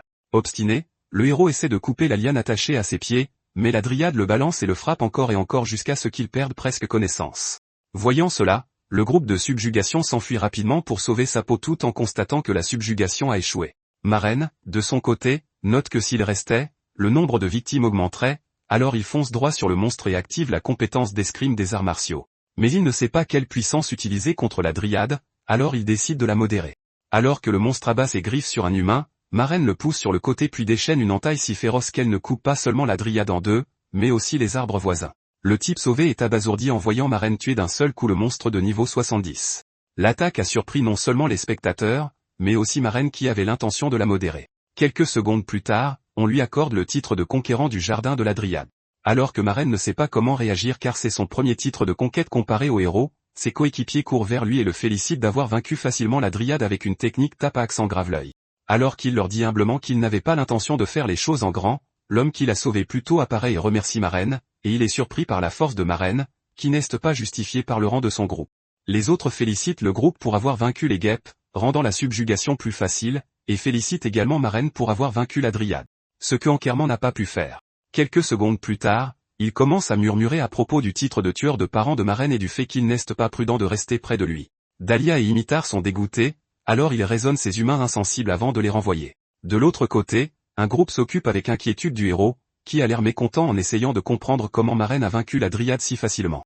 Enquerment note qu'il n'a pas pu voir le niveau de Maren en l'évaluant, et il est furieux contre Maren, un simple aventurier de Rancé, pour lui avoir volé son titre de première conquête de donjon, alors il jure de ne pas oublier l'incide.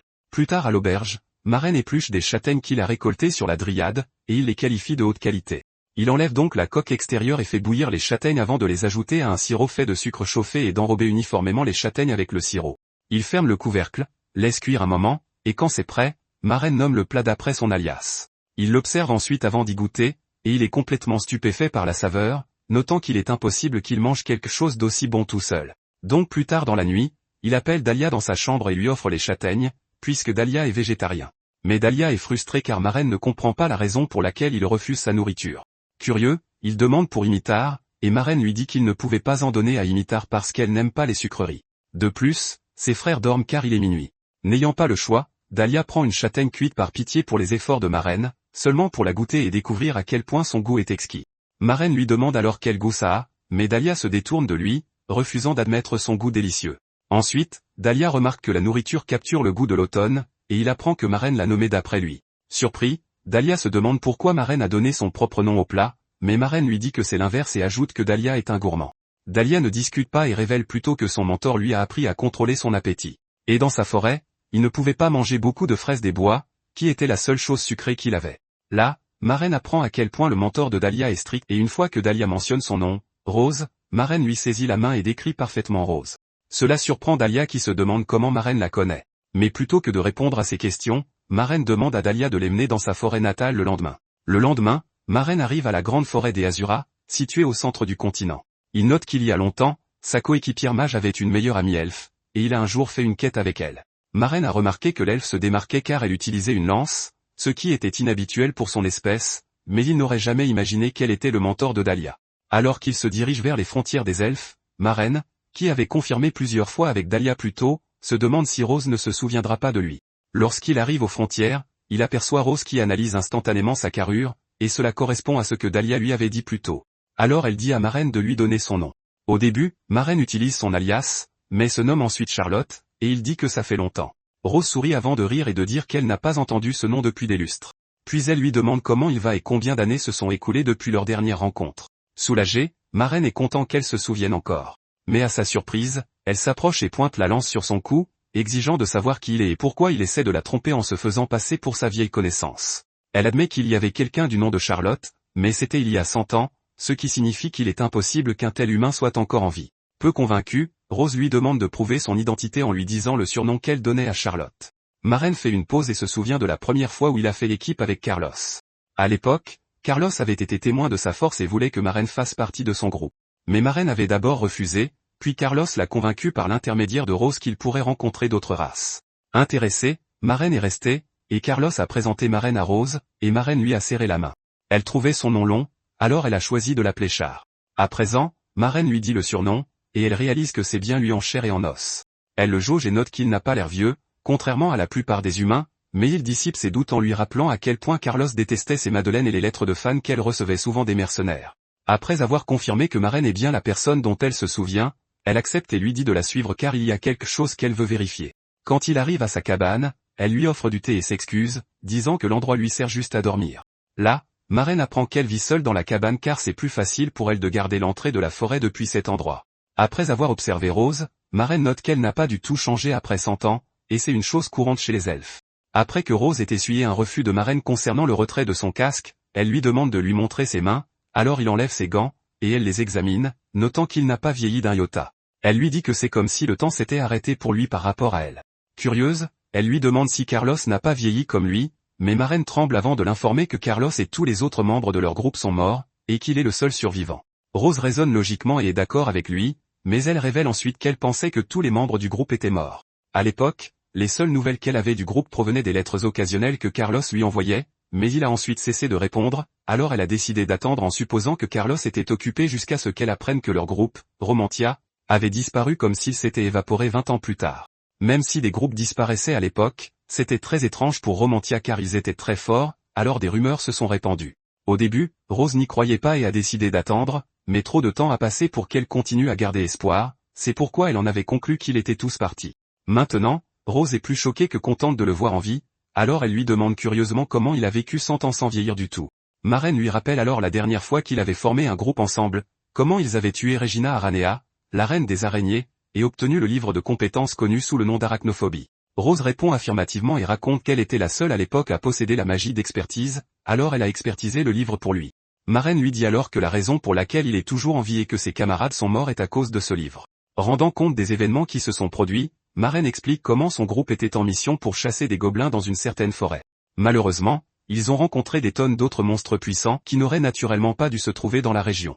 Pourtant, ils ont maintenu leur formation, et avec Maren comme bouclier, ils ont pu maîtriser les créatures sans aucune perte. Après avoir vaincu les monstres, l'équipe s'est réunie et a commencé à planifier leur prochaine action. Parce que les gobelins qui l'ont rencontré ne correspondaient en rien aux descriptions données par le client qui les avait engagés, ils ont décidé d'exiger un paiement supplémentaire. Ne voulant pas s'aventurer plus loin dans la forêt dangereuse, l'équipe a décidé que la meilleure solution serait de se retirer, en emportant quelques cadavres de monstres comme preuve de ce qu'il avait vécu. Mais avant qu'ils ne puissent agir, ils ont senti la présence d'un être mystérieux, qui est soudainement apparu derrière eux.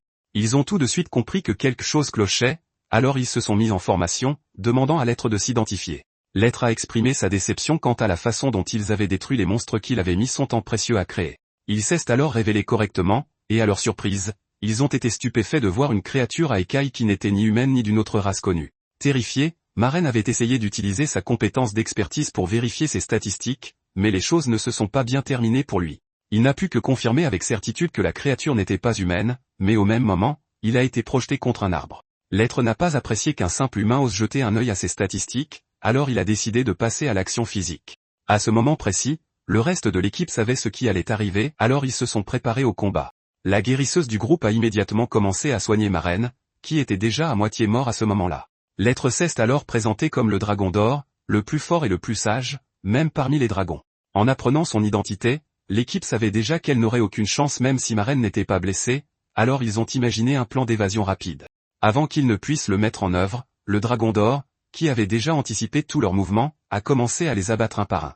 Hésitante à abandonner, la chef du groupe a tenté de gagner du temps pour que la guérisseuse lance une magie de soin de zone sur ses camarades en demandant ce que le dragon voulait.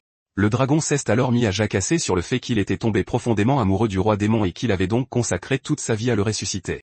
Grâce au bavardage du dragon, Demian a pu préparer le sort, et tout le groupe prévoyait de s'échapper dès que la guérison de masse aurait eu lieu. Mais il ne se doutait pas que le dragon avait compris. Juste avant que le sort ne soit activé, il est intervenu, tuant la guérisseuse en un instant. Enragée, la chef l'a chargée de toutes ses forces pour riposter, mais a fini par être vaincue. Maintenant à peine conscient, Maren a réalisé que la seule façon de gagner du temps pour que ses coéquipiers blessés s'en sortent serait d'utiliser la compétence d'arachnophobie du livre de sorts. Il a alors immédiatement activé le livre de sorts, mais la chose suivante dont il s'est rendu compte, c'est qu'il était coincé sous une forme monstrueuse, sans aucun dragon en vue. Pire encore, il se tenait au-dessus des cadavres d'innombrables humains, y compris l'actuel 4e héros. Debout, sous le choc, il a reçu une notification du système lui disant qu'il avait acquis le titre de tueur des siens. Il a alors compris ce qui s'était passé. Quand il a utilisé la compétence, il s'est transformé en un puissant monstre araignée et s'est perdu dans le processus, le faisant tuer d'innombrables humains, y compris les camarades qu'il essayait de sauver. Il n'a pu reprendre conscience que parce qu'il est entré en contact avec une pierre de purification purifiant les statues que le 4e héros portait.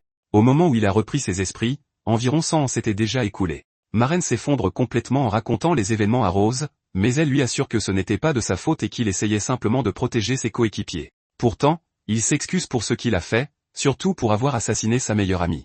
Il explique ensuite que la raison pour laquelle il n'enlève jamais son casque est que, depuis 100 ans, tous ceux qui ont vu son visage ont complètement paniqué, le traitant de monstre. Il partage qu'il se souvient avoir annulé la compétence, mais n'a toujours pas l'audace de révéler son visage à qui que ce soit, y compris à lui-même. Rose répond en lui demandant s'il en a déjà parlé à ses camarades, mais il répond qu'il ne peut s'y résoudre car il pense que cela pourrait mettre fin à leur relation. Pourtant, elle insiste sur le fait qu'il devrait leur montrer son visage avant même de se le montrer à lui-même, car ce dont il a peur n'est pas son visage mais la réaction des gens. Elle lui dit qu'elle pense que si ses coéquipiers sont capables de l'accepter peu importe son apparence, alors il sera capable d'affronter son propre visage. En entendant ces paroles, Maren hésite encore car il ne sait pas s'il leur fait assez confiance, mais Rose lui assure que ce n'est pas grave. Elle lui demande pourquoi il a changé son nom de Charlotte, et Maren révèle les marrons grillés, dont il se serait inspiré pour son nom. Il explique ensuite qu'il a changé de nom parce qu'il avait peur que son vrai nom soit sur un avis de recherche. Quand elle lui demande ce qu'il a fait depuis son réveil, Maren lui raconte comment il a décidé de devenir un aventurier car les groupes de mercenaires n'existent plus. Il raconte ensuite toute son expérience jusqu'à la façon dont il a fini par faire équipe avec Dahlia et Imitar. Impressionné, Rose demande comment va Dahlia et s'il s'est amélioré à l'arc, et Maren la rassure sur l'homme que son élève est devenu. Il remarque ensuite que sa personnalité guindée s'est adoucie au fil des ans, ce qui l'a fait réagir avec gêne. Cela dit, ils se disent au revoir alors que Maren s'en va. Sur le chemin du retour, Maren réfléchit aux paroles de Rose en se demandant s'il fera un jour assez confiance à ses coéquipiers pour leur révéler son visage. Quand il arrive, il trouve Imitar de très mauvaise humeur alors qu'elle peste sur la façon dont on l'a embêté depuis son départ. Il leur offre des marrons qu'il a apportés, mais ils les refusent tous les deux car ils savent d'où il les tient.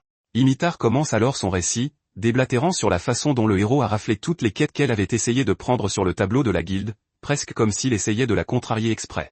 Elle raconte en outre qu'il a également répandu de fausses rumeurs sur le fait qu'elle enfreignait les règles de la guilde, et que lorsqu'elle l'a confronté à ce sujet, il a simplement balayé cela comme une erreur. Dahlia ajoute ensuite qu'au lieu de retourner à la capitale où il travaille, ce héros mesquin les a suivis jusqu'ici pour chercher des noises. Pendant ce temps, alors qu'ils discutent, les frères d'Imitar sont attirés par l'odeur des marrons, alors ils en volent quelques-uns et commencent à les manger. Quand Imitar le découvre, elle essaie de les arrêter, mais il résiste, affirmant qu'ils n'ont jamais goûté quelque chose d'aussi divin. Maren évoque soudainement le deuxième héros, dont la rumeur dit qu'il a été assassiné, demandant s'il y a une chance que ce soit l'œuvre des Ankerman. Mais Dahlia répond que bien que Ankerman soit mesquin, il ne semble pas être assez audacieux pour faire quelque chose comme ça. De plus, s'il avait ce genre de pouvoir, il n'aurait pas autant tout gâché dans le donjon. Il fait ensuite mention d'une rumeur clandestine particulière qui circule sur la mort du héros. Selon la rumeur, la personne responsable de la mort du deuxième héros n'est autre que le troisième. En apprenant que le deuxième héros a très probablement été tué par le troisième, Maren est complètement choquée car il n'aurait jamais cru qu'un héros puisse être capable d'une telle atrocité. Dahlia ajoute que bien que ce ne soit qu'une rumeur, il y a une raison pour laquelle elle éveille les soupçons des gens. Selon lui, le jour de la mort du deuxième héros, il y a eu un énorme coup de tonnerre dans la capitale, ce qui était assez étrange car c'était un jour sans nuages. Étant donné la situation, les gens ont été amenés à croire que le tonnerre avait été provoqué artificiellement, et il se trouve que le troisième héros était un maître bien connu de la magie de la foudre. Il était connu pour être le genre de fou à électrocuter quiconque l'agaçait un tant soit peu, et pour cette raison, les gens gardaient leur distance avec lui. Même s'il avait des spéculations sur la mort du deuxième héros, personne n'osait le confronter ou même parler ouvertement de ce qui s'était passé par peur de ce qu'il pourrait leur faire. La capitale royale avait alors annoncé que le deuxième héros était simplement mort au combat en essayant de défendre les nobles contre des assassins. Imitar fait remarquer que pour une raison étrange, tous les héros semblent avoir une case en moins. Elle mentionne qu'elle a l'intention de tabasser Ankerman s'il la cherche encore, mais Dahlia l'en dissuade, affirmant que cela pourrait lui attirer une punition sévère. En pensant au nombre de titres de première conquête de donjon que possède Ankerman, Maren finit par comprendre et réalise la cause du conflit. Puisque l'une des conditions pour devenir un héros est de posséder un titre de première conquête de donjon, il réalise que le héros ne doit pas aimer l'idée qu'il en obtienne un. Ensemble, le groupe conclut qu'il voit probablement Maren comme une menace, alors il a décidé de s'en prendre à son groupe simplement pour le provoquer. Pendant qu'ils discutent, Imitar surprend ses frères en train d'essayer de prendre des châtaignes, alors elle les gronde en les éloignant. Pendant ce temps, Maren réfléchit aux paroles de Rose, se demandant si les membres de son groupe le traiteraient toujours de la même manière lorsqu'il leur révélerait enfin son visage. Le lendemain, le groupe se dirige vers un donjon où ils sont accueillis par une horde de slimes mutants qui se sont avérés assez résistants. Pendant que l'équipe collabore pour les abattre, Maren se perd dans ses pensées à propos de certaines théories. Il pense que la mutation des slimes pourrait d'une manière ou d'une autre être un précurseur de la résurrection du roi démon, ce qui pourrait être très dangereux car il pourrait à nouveau rencontrer le dragon d'or. Réalisant le sort qui pourrait s'abattre sur eux, il commence immédiatement à paniquer car Imitar et Dahlia sont encore bien plus faibles que ses coéquipiers de l'époque. Il ne se doutait pas qu'un slime fonçait déjà sur lui pour l'attaquer. Juste avant que l'attaque ne le touche, Dahlia le pousse, encaissant les dégâts à sa place. Imitar utilise alors son attaque de feu explosive pour achever le reste des créatures. À ce moment, Maren sort de sa torpeur et réalise l'étendue des dégâts qu'il a causés. Immédiatement, il réprimande Dahlia pour avoir agi de manière si imprudente, mais Dahlia essaie de minimiser la chose en agissant avec nonchalance. Heureusement, Imitar peut le soigner, mais Maren se sent toujours secoué par cet acte. Il souligne qu'en tant que bouclier, c'est à lui d'encaisser les attaques de l'ennemi et non l'inverse. Dahlia l'interrompt alors, déclarant qu'il est hors de question qu'il reste là à regarder son coéquipier se faire blesser, même s'il n'est qu'un simple humain à la courte durée de vie. Ému, Maren s'excuse discrètement de l'avoir fait blesser et promet d'être plus concentré lors de leur futur raid. Sur le chemin du retour, Imitar et Dahlia discutent secrètement à quel point Maren a changé depuis qu'il a rencontré Rose. Imitar envisage de lui poser la question, mais un problème plus urgent apparaît soudainement. Dahlia perçoit le bruit d'un monstre attaquant un groupe de personnes à proximité, alors il s'y dirige immédiatement. Sur les lieux, un puissant monstre d'ombre attaque quelques gardes qui tentent désespérément de l'empêcher d'atteindre un carrosse voisin.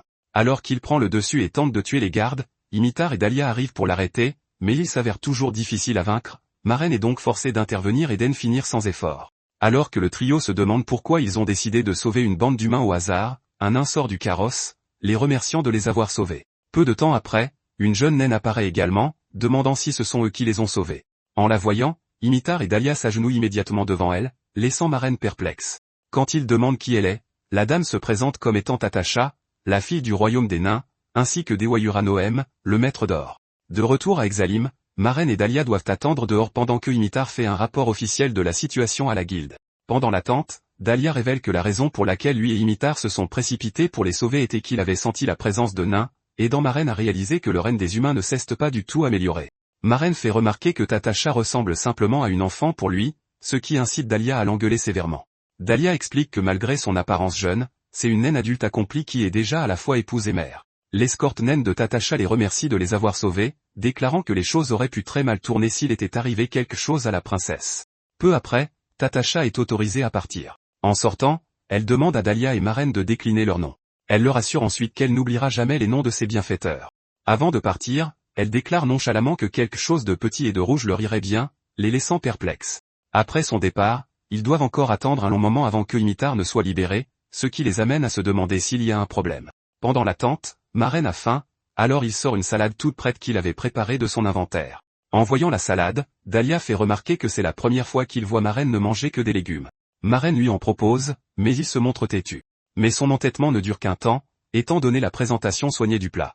Après avoir confirmé que les légumes sont de vrais légumes et non la peau d'un monstre, il décide d'essayer. Au moment où Dahlia y goûte, il sent une joie jaillir de lui, car il n'a jamais goûté un plat aussi divin depuis qu'il a quitté la forêt. Alors qu'il se renseigne sur les ingrédients, Maren révèle que bien que les légumes soient réels, il a ajouté des ingrédients supplémentaires comme du slime et des parties de corps de quelques autres monstres qu'il avait vaincus plus tôt. En entendant cela, Dahlia entre dans une rage folle et commence à lui reprocher de lui avoir fait manger un monstre à nouveau. À ce moment, Imitar sort, l'air aussi épuisé que quelqu'un qui vient de voir un fantôme. Quand il lui demande ce qui se passe, elle révèle qu'elle a dû faire de nombreuses déclarations et remplir d'innombrables documents concernant ce qui s'est passé. Elle annonce aussi avec enthousiasme qu'elle a été promue au rang B par la guilde. Bien qu'elle soit maintenant de rang B, le groupe est toujours considéré comme un groupe de rangs et à cause des deux autres membres, ils y voient donc une opportunité de monter en niveau également. Quand Imitar retourne à la guilde pour récupérer son certificat, Maren demande à Elian, le vice-maître de guilde, s'il a des informations concernant le dragon d'or. Mais comme Elian n'était pas né à l'époque, il estime qu'il serait inapproprié pour lui de raconter l'histoire. Il l'oriente alors vers Daisy, la réceptionniste de la guilde, qui est le membre le plus ancien de la guilde. Elian trouve étrange que quelqu'un d'aussi fort que Maren soit soudainement apparu et ait commencé à chercher le dragon d'or, il pense donc qu'il vaudrait mieux le garder sous surveillance. Quand Maren interroge Daisy sur le dragon, elle consulte les archives puis procède à la révélation de la nouvelle la plus choquante qui soit. Maren est plus qu'étonnée d'apprendre que le monstre qu'il a consacré sa vie entière à vaincre a déjà été abattu par un groupe d'aventuriers il y a des années. En apprenant que le dragon a déjà été tué, Maren reste incrédule, se demandant s'il a encore une raison de vivre. Daisy révèle alors peu après que bien que les archives affirment que le dragon a été vaincu par les aventuriers, ce n'était pas le cas. Elle raconte que pendant la soumission, certains des aventuriers ont utilisé une magie de feu très puissante qui a englouti la ville. Mais lorsque la fumée s'est dissipée, il n'y avait plus aucune trace du dragon. Ils ont été surpris qu'un dragon d'un tel calibre puisse disparaître sans laisser de traces. Mais comme il n'y a eu aucune attaque ni observation du dragon après la soumission, ils ont décidé de l'enregistrer comme une victoire. En entendant cela, Maren fait remarquer qu'aucune magie humaine n'est capable de réduire en cendres le cadavre d'un dragon, il en conclut donc que le dragon est certainement vivant quelque part. Il demande s'il y a un autre endroit où il peut obtenir des informations plus détaillées, et Daisy lui parle d'une guilde connue sous le nom de guilde des voleurs, qui, selon elle, serait en mesure d'enquêter pour lui. Selon elle, le seul endroit où il peut trouver la guilde des voleurs serait dans des terres désolées de l'ouest lointain, connues pour abriter des aventuriers itinérants. Mais comme la région de l'ouest a des niveaux de monstres moyens plus élevés, la guilde a imposé une restriction stipulant qu'un aventurier doit être au moins de rang B pour y être autorisé. L'information fournit à Maren toute la motivation dont il a besoin pour être promu, car il doit vraiment rassembler autant d'informations que possible sur le dragon d'or. Le groupe passe alors les jours suivants à accepter autant de quêtes que possible, attirant l'attention des autres aventuriers au passage. En conséquence, des rumeurs commencent à se répandre non seulement sur leurs exploits, mais aussi sur les habitudes alimentaires monstrueuses de Maren. Un jour, en revenant d'une quête, Imitar et Dahlia se rapprochent en évoquant le traumatisme que Maren leur a causé en essayant de consommer 15 types de slime différents. Une fois l'accomplissement de leur quête validée à la guilde, Maren et Dahlia sont enfin promus au rang B, ce qui augmente également le rang du groupe. Pendant que les documents sont finalisés, Imitar mentionne au hasard un festival qui aura lieu bientôt, ils décident donc d'y assister comme un moyen de décompresser après leur marathon. Quelques instants plus tard, Enkerman apparaît, mettant le groupe sur les nerfs. Quand il lui demande pourquoi il est venu, il répond qu'il est simplement passé pour saluer leur travail acharné. Il continue ensuite en leur jetant à la figure le fait qu'il est de rang A, tout en leur disant de s'efforcer davantage d'être comme lui. Maren ne semble pas intéressé par une quelconque interaction avec lui, il essaie donc de s'éloigner, mais se fait interrompre une fois de plus. Cette fois, Enkerman lui demande publiquement pourquoi il n'a toujours pas montré son visage à qui que ce soit, attirant l'attention des aventuriers à proximité. Il déclare qu'en tant que rang B, il fait maintenant partie des forces principales de la guilde, ce qui l'obligerait à révéler son visage comme un symbole de confiance. Imitar et Dahlia essaient de défendre Maren, mais cela ne fait qu'inciter Enkerman à insister davantage. Un membre du personnel de la guilde est alors d'accord avec l'argument du premier héros, déclarant que même si Maren ne veut pas révéler son visage au public, il est tenu de le révéler au personnel de la guilde. Étonnamment, Enkerman ne s'arrête pas là. Au lieu de cela, il accuse la guilde d'essayer de dissimuler l'identité d'une personne dangereuse portant le titre de « tueur de proches ». À ce moment, les aventuriers à proximité commencent alors à chuchoter sur le fait que Maren ne révélant pas son visage le rend bien plus terrifiant, ce qui l'agite au passage. Imitar et Dahlia continuent d'essayer de le défendre, mais cela ne fait qu'empirer les choses. Maren réalise alors qu'il n'a pas d'autre choix que d'enlever son casque. Il se met immédiatement à transpirer abondamment alors qu'il essaie de l'enlever pour la première fois. Portant le traumatisme et la résistance de ses souvenirs, Maren peine à enlever le casque, mais ses mains lui semblent plus lourdes que jamais. Pendant qu'il transpire abondamment, Ankerman le nargue sur son incapacité à révéler son visage même après avoir attiré autant d'attention. Il menace alors de demander formellement une enquête à la guilde sur le pourquoi et le comment Maren a obtenu le titre de « tueur de proches ». À cet instant, Maren sort du bâtiment en courant, le rendant encore plus suspect aux yeux des autres aventuriers. Immédiatement après son départ, Imitar confronte Ankerman qui continue de jacasser sur le fait qu'il croit Maren être un criminel. Elle menace de lui arracher la tête de la colonne vertébrale s'il ne se tait pas, et comme prévu, le héros mesquin n'écoute pas. Agacée, elle essaie d'attaquer mais est immédiatement avertie par Dahlia, qui lui dit qu'elle commettrait un crime et mettrait en péril le statut d'aventurier du groupe si elle levait la main sur un héros. Il quitte ensuite le bâtiment, la tête basse. Pendant ce temps, alors que Moran essaie de s'éloigner le plus possible de la civilisation, il se demande pourquoi il a choisi de fuir si pathétiquement, pensant aux conséquences que cela aura pour ses coéquipiers. Quand il est enfin assez loin, il enlève toute son armure pour la première fois et enfile des vêtements normaux. Il essaie alors de toucher son visage, mais panique et conclut qu'il a toujours la même apparence de monstre. Sans hésitation, il remet son armure. Voyant que la guilde a exigé qu'il révèle son visage avant de pouvoir devenir un aventurier de rang B certifié, Maren a l'impression d'être dans une impasse. Il ne veut pas être celui qui retient son équipe, mais il est convaincu qu'au moment où il révélera son visage, il sera étiqueté comme un monstre, ce qui amènera ses coéquipiers à le traiter différemment. Il décide alors que la meilleure chose à faire est de partir, pour ne pas les retenir. Alors qu'il essaie de partir, Dahlia le rattrape et le convainc de se joindre à eux pour une discussion. Pendant la discussion, Dahlia et Imitar révèlent qu'elles ne lui en veulent pas d'avoir fui, mais en même temps, elles apprécieraient qu'il aborde le sujet délicat plutôt que de l'éviter tout le temps. Quand elles lui demandent pourquoi il cache toujours son visage, Meuron leur parle enfin de l'acide qui l'a transformé en monstre et l'a poussé à tuer des humains. Il révèle que la transformation a dû déformer son visage de façon permanente car, d'après ses souvenirs fragmentés, tous ceux qui ont vu son visage, même après la transformation, ont paniqué. Il leur annonce alors son intention de partir, car il ne voudrait pas être un fardeau pour leur groupe. En entendant ces mots, Imitar et Dahlia craquent et commencent à lui reprocher son insensibilité d'avoir dit une chose pareille. Elle révèle que malgré leur haine éternelle pour les humains, elles ont accepté d'être dans un groupe avec lui, et pourtant il croit encore qu'elle l'abandonnerait parce qu'il a l'air un peu plus amoché que les autres humains. Elle l'assure alors que peu importe à quel point son apparence est ruinée, ils resteront une équipe, faisant référence au fait que rien ne pourrait être pire que le fait qu'il soit déjà un cinglé qui mange des monstres. Il leur fait promettre de ne pas paniquer, quelle que soit son apparence, et elles le jurent toutes les deux sur la tête de leur mère. Quand il enlève enfin son casque, elles paniquent toutes les deux de manière incontrôlable, restant sans voix. À la guilde des Exalim, les aventuriers rassemblés dans le hall sont occupés à discuter de Maron, dont la rumeur dit qu'il révélera enfin son visage ce jour-là. Comme il appartient au groupe Messi, connu pour haïr ouvertement les humains, certains aventuriers supposent qu'il n'est peut-être même pas humain, mais d'autres s'y opposent à cause de son titre de tueur des siens. Avant que le débat ne s'envenime, Ankerman intervient et affirme calmement que Maron pourrait n'être qu'une personne ordinaire et innocente. Sans aucune hésitation, les aventuriers sont d'accord avec lui, mais ce type louche ne se soucie pas vraiment de la race de Maron. Ankerman se demande ce que Maron cache qu'il a fait fuir auparavant. Il décide alors de créer une raison plausible qui poussera les autres aventuriers à pointer Maron du doigt et à le forcer à quitter la guilde. Pendant ce temps, le vice-maître de guilde, Elian, qui les observe depuis le 2e étage, se plaint que les aventuriers gaspillent leur énergie sur des choses futiles au lieu de se concentrer sur les requêtes. La 2e réceptionniste, cependant, exprime son inquiétude pour Maren, soulignant que l'esprit d'équipe du groupe Messi est élevé et suppose que le problème pourrait finir par affecter leur unité. À Lyon, de son côté, Nain n'a rien à faire de cette mauviette qui ne peut pas montrer son visage. Il sermonne ensuite la 2e réceptionniste sur la raison pour laquelle les clients préfèrent les aventuriers aux mercenaires, expliquant que la confiance est la base de tout. Il se souvient comment, par le passé, les mercenaires abandonnaient des missions pour des broutilles et finissaient par servir de boucliers jetables dans des opérations de grande envergure. Les aventuriers, en revanche, sont plus polyvalents, moins susceptibles de commettre des crimes et peuvent gérer des tâches au-delà du combat. Ce stigmate a forcé de nombreux mercenaires à devenir des aventuriers, contribuant également à la croissance de la guilde des Exalim. De plus, Elion admet qu'il n'aime pas non plus Ankerman, mais trouve les circonstances entourant Maran inquiétantes. Quelques instants plus tard, le groupe du chaos arrive dans le hall de la guilde, et les autres aventuriers bavardent à leur sujet. Lorsque l'administrateur demande à Maren s'il accepte d'être acculé dans un lieu public, Dahlia sent son hésitation et tente de le rassurer. Il dit à Maren de leur faire confiance, et la mauviette décide de le faire. Peu après, Maren enlève son casque, et la révélation choque tout le monde dans le hall de la guilde. Ankerman maintient d'abord son air supérieur, mais au moment où il voit le visage de Maren, son expression s'effondre sous le choc. La beauté radieuse de Maren laisse les spectateurs s'interroger sur sa race, car aucun humain ordinaire ne devrait être aussi beau. Certains doutent même de son sexe, car il est bien plus joli que la plupart des femmes des environs. Alors que les rumeurs circulent, Motard prétend que ce n'est pas grave, mais Dahlia lui rappelle la nuit précédente.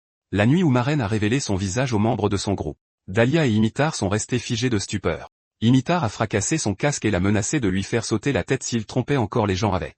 Marraine n'arrêtait pas d'insister sur le fait qu'il était laid, mais Imitar a essayé de donner une leçon à cet escroc. Heureusement pour lui, Dahlia a retenu Imitar et a fait de son mieux pour calmer la furie. Par la suite, Dahlia a demandé pourquoi Marraine se considérait comme un monstre malgré un si joli visage, et Marraine s'est finalement confiée. Il se souvient parfois de l'acide du passé, qui se mélange à ses souvenirs actuels, lui faisant oublier à quoi il ressemble vraiment. La peur et la résistance l'ont également empêché de regarder son propre visage dans le miroir.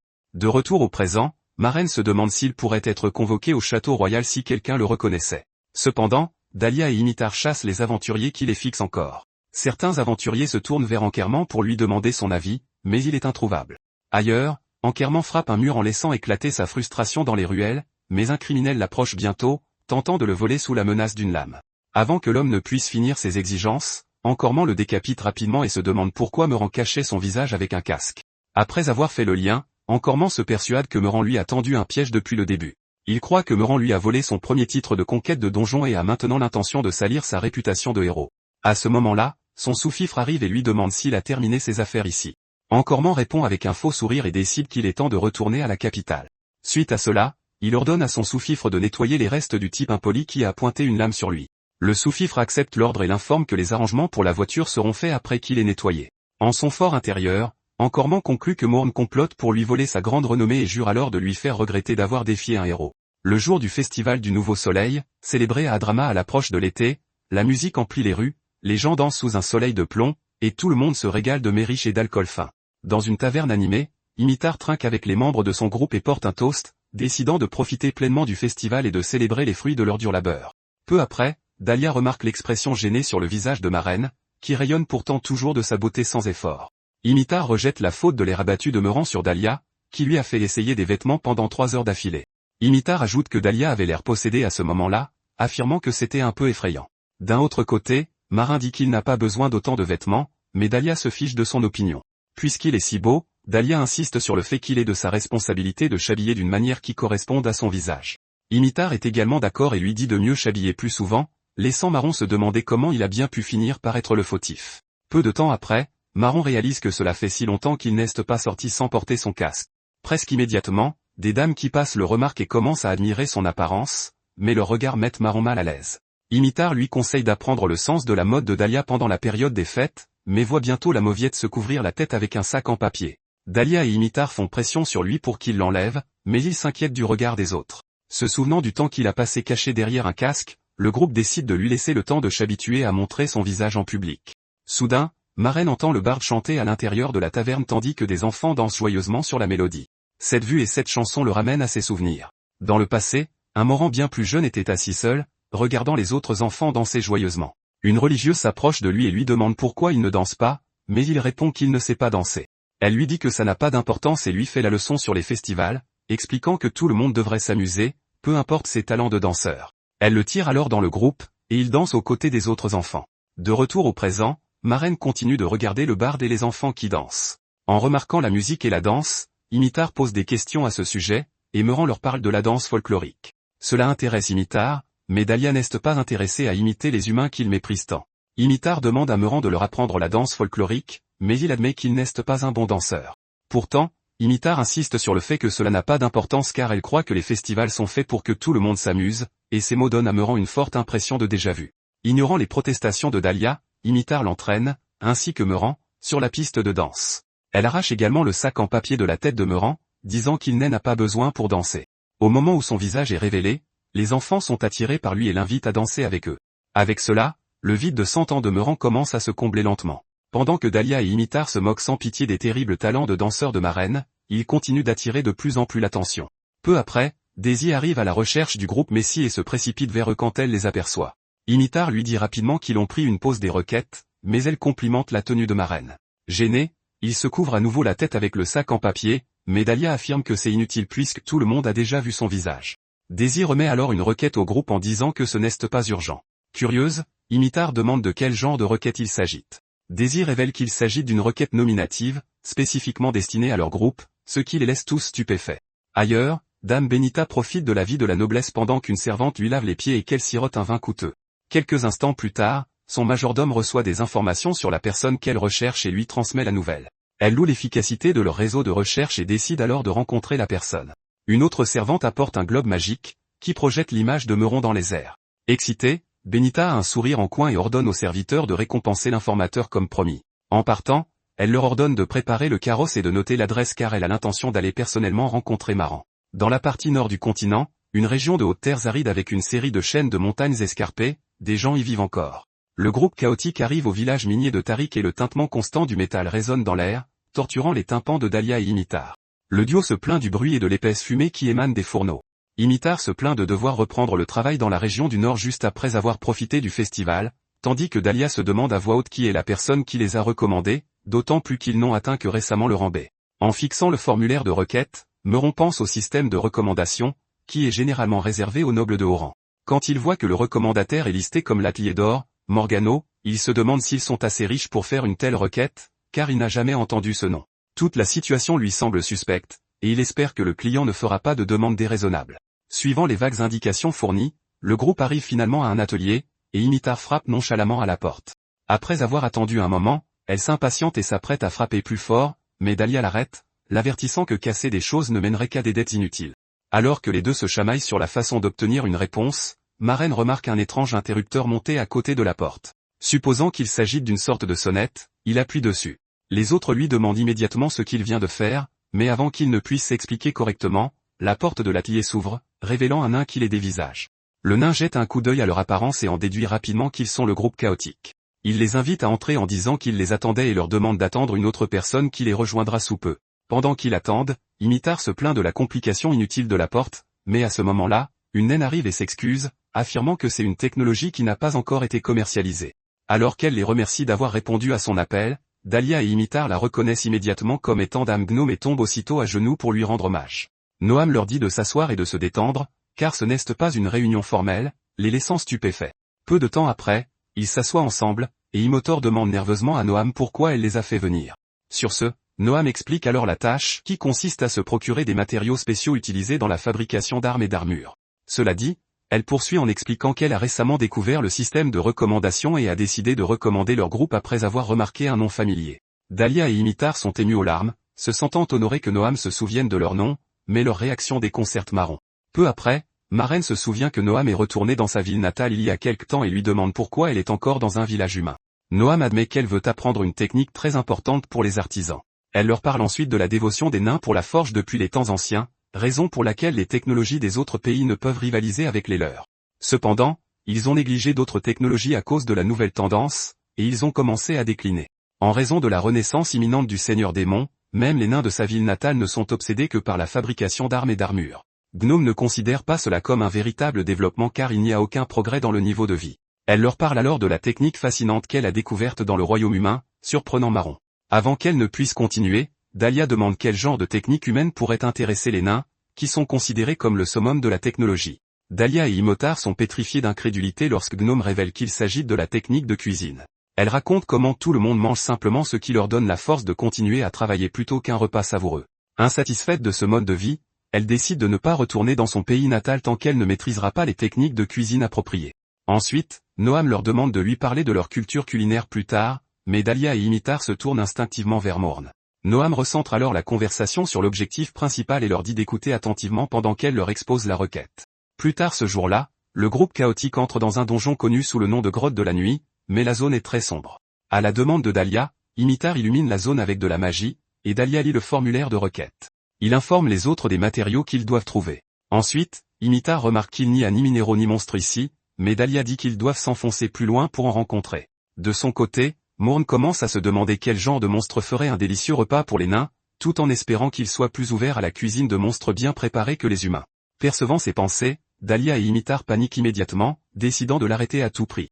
Alors qu'ils s'enfoncent plus loin, ils découvrent quelques minéraux, mais Dahlia confirme rapidement que ce n'est pas ce qu'ils cherchent. Imitar suggère alors d'aller un peu plus loin à l'intérieur.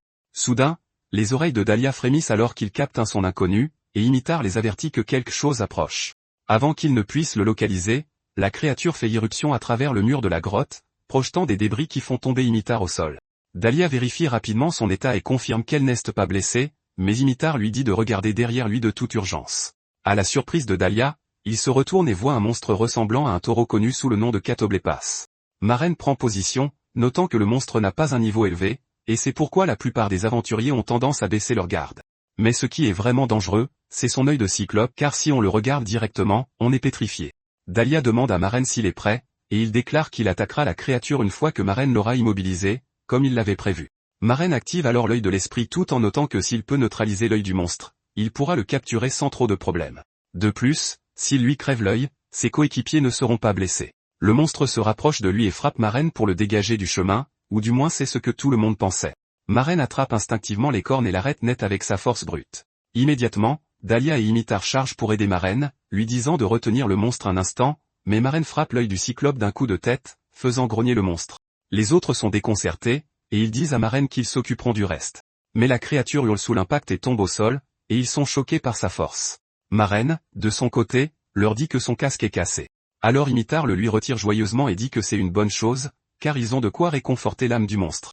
Maren répond alors timidement qu'il ne se sent pas en sécurité sans casque, et son regard séduisant frappe Imitar de plein fouet, la faisant rougir et se sentir coupable. Elle demande ensuite à Dahlia ce qu'il pense du visage de Maren, et Dahlia lui répond que peu importe la beauté de Maren, il reste le même mangeur de monstres à l'intérieur. L'homme du jour observe sa proie et coupe les pattes arrière, pensant qu'elles seront plus savoureuses puisque c'est de là que le monstre tire sa puissance.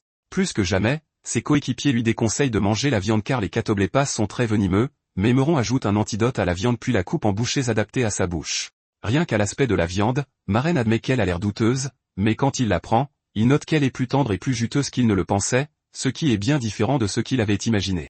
Dahlia l'avertit une fois de plus de la toxicité du monstre, mais Maron les rassure en disant que tout va bien et goûte, ignorant leurs avertissements.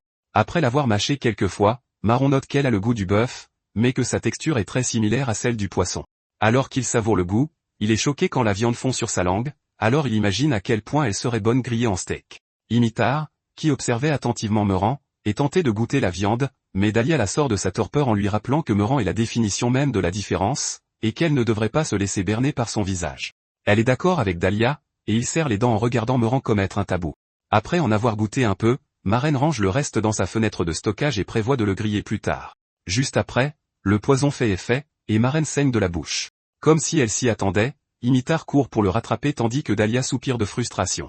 Alors que Imitar soigne Maron, elle l'insulte de ne pas avoir appris sa leçon, et Maren est choquée car l'antidote n'a pas fonctionné. Il reçoit soudainement une notification de sa fenêtre de statut et apprend qu'il a obtenu la compétence de tolérance à la douleur. Après avoir été soigné, il informe les autres de sa nouvelle compétence, et Dahlia lui dit que l'information à ce sujet a déjà été diffusée par la guilde, et c'est pourquoi beaucoup de gens l'ont.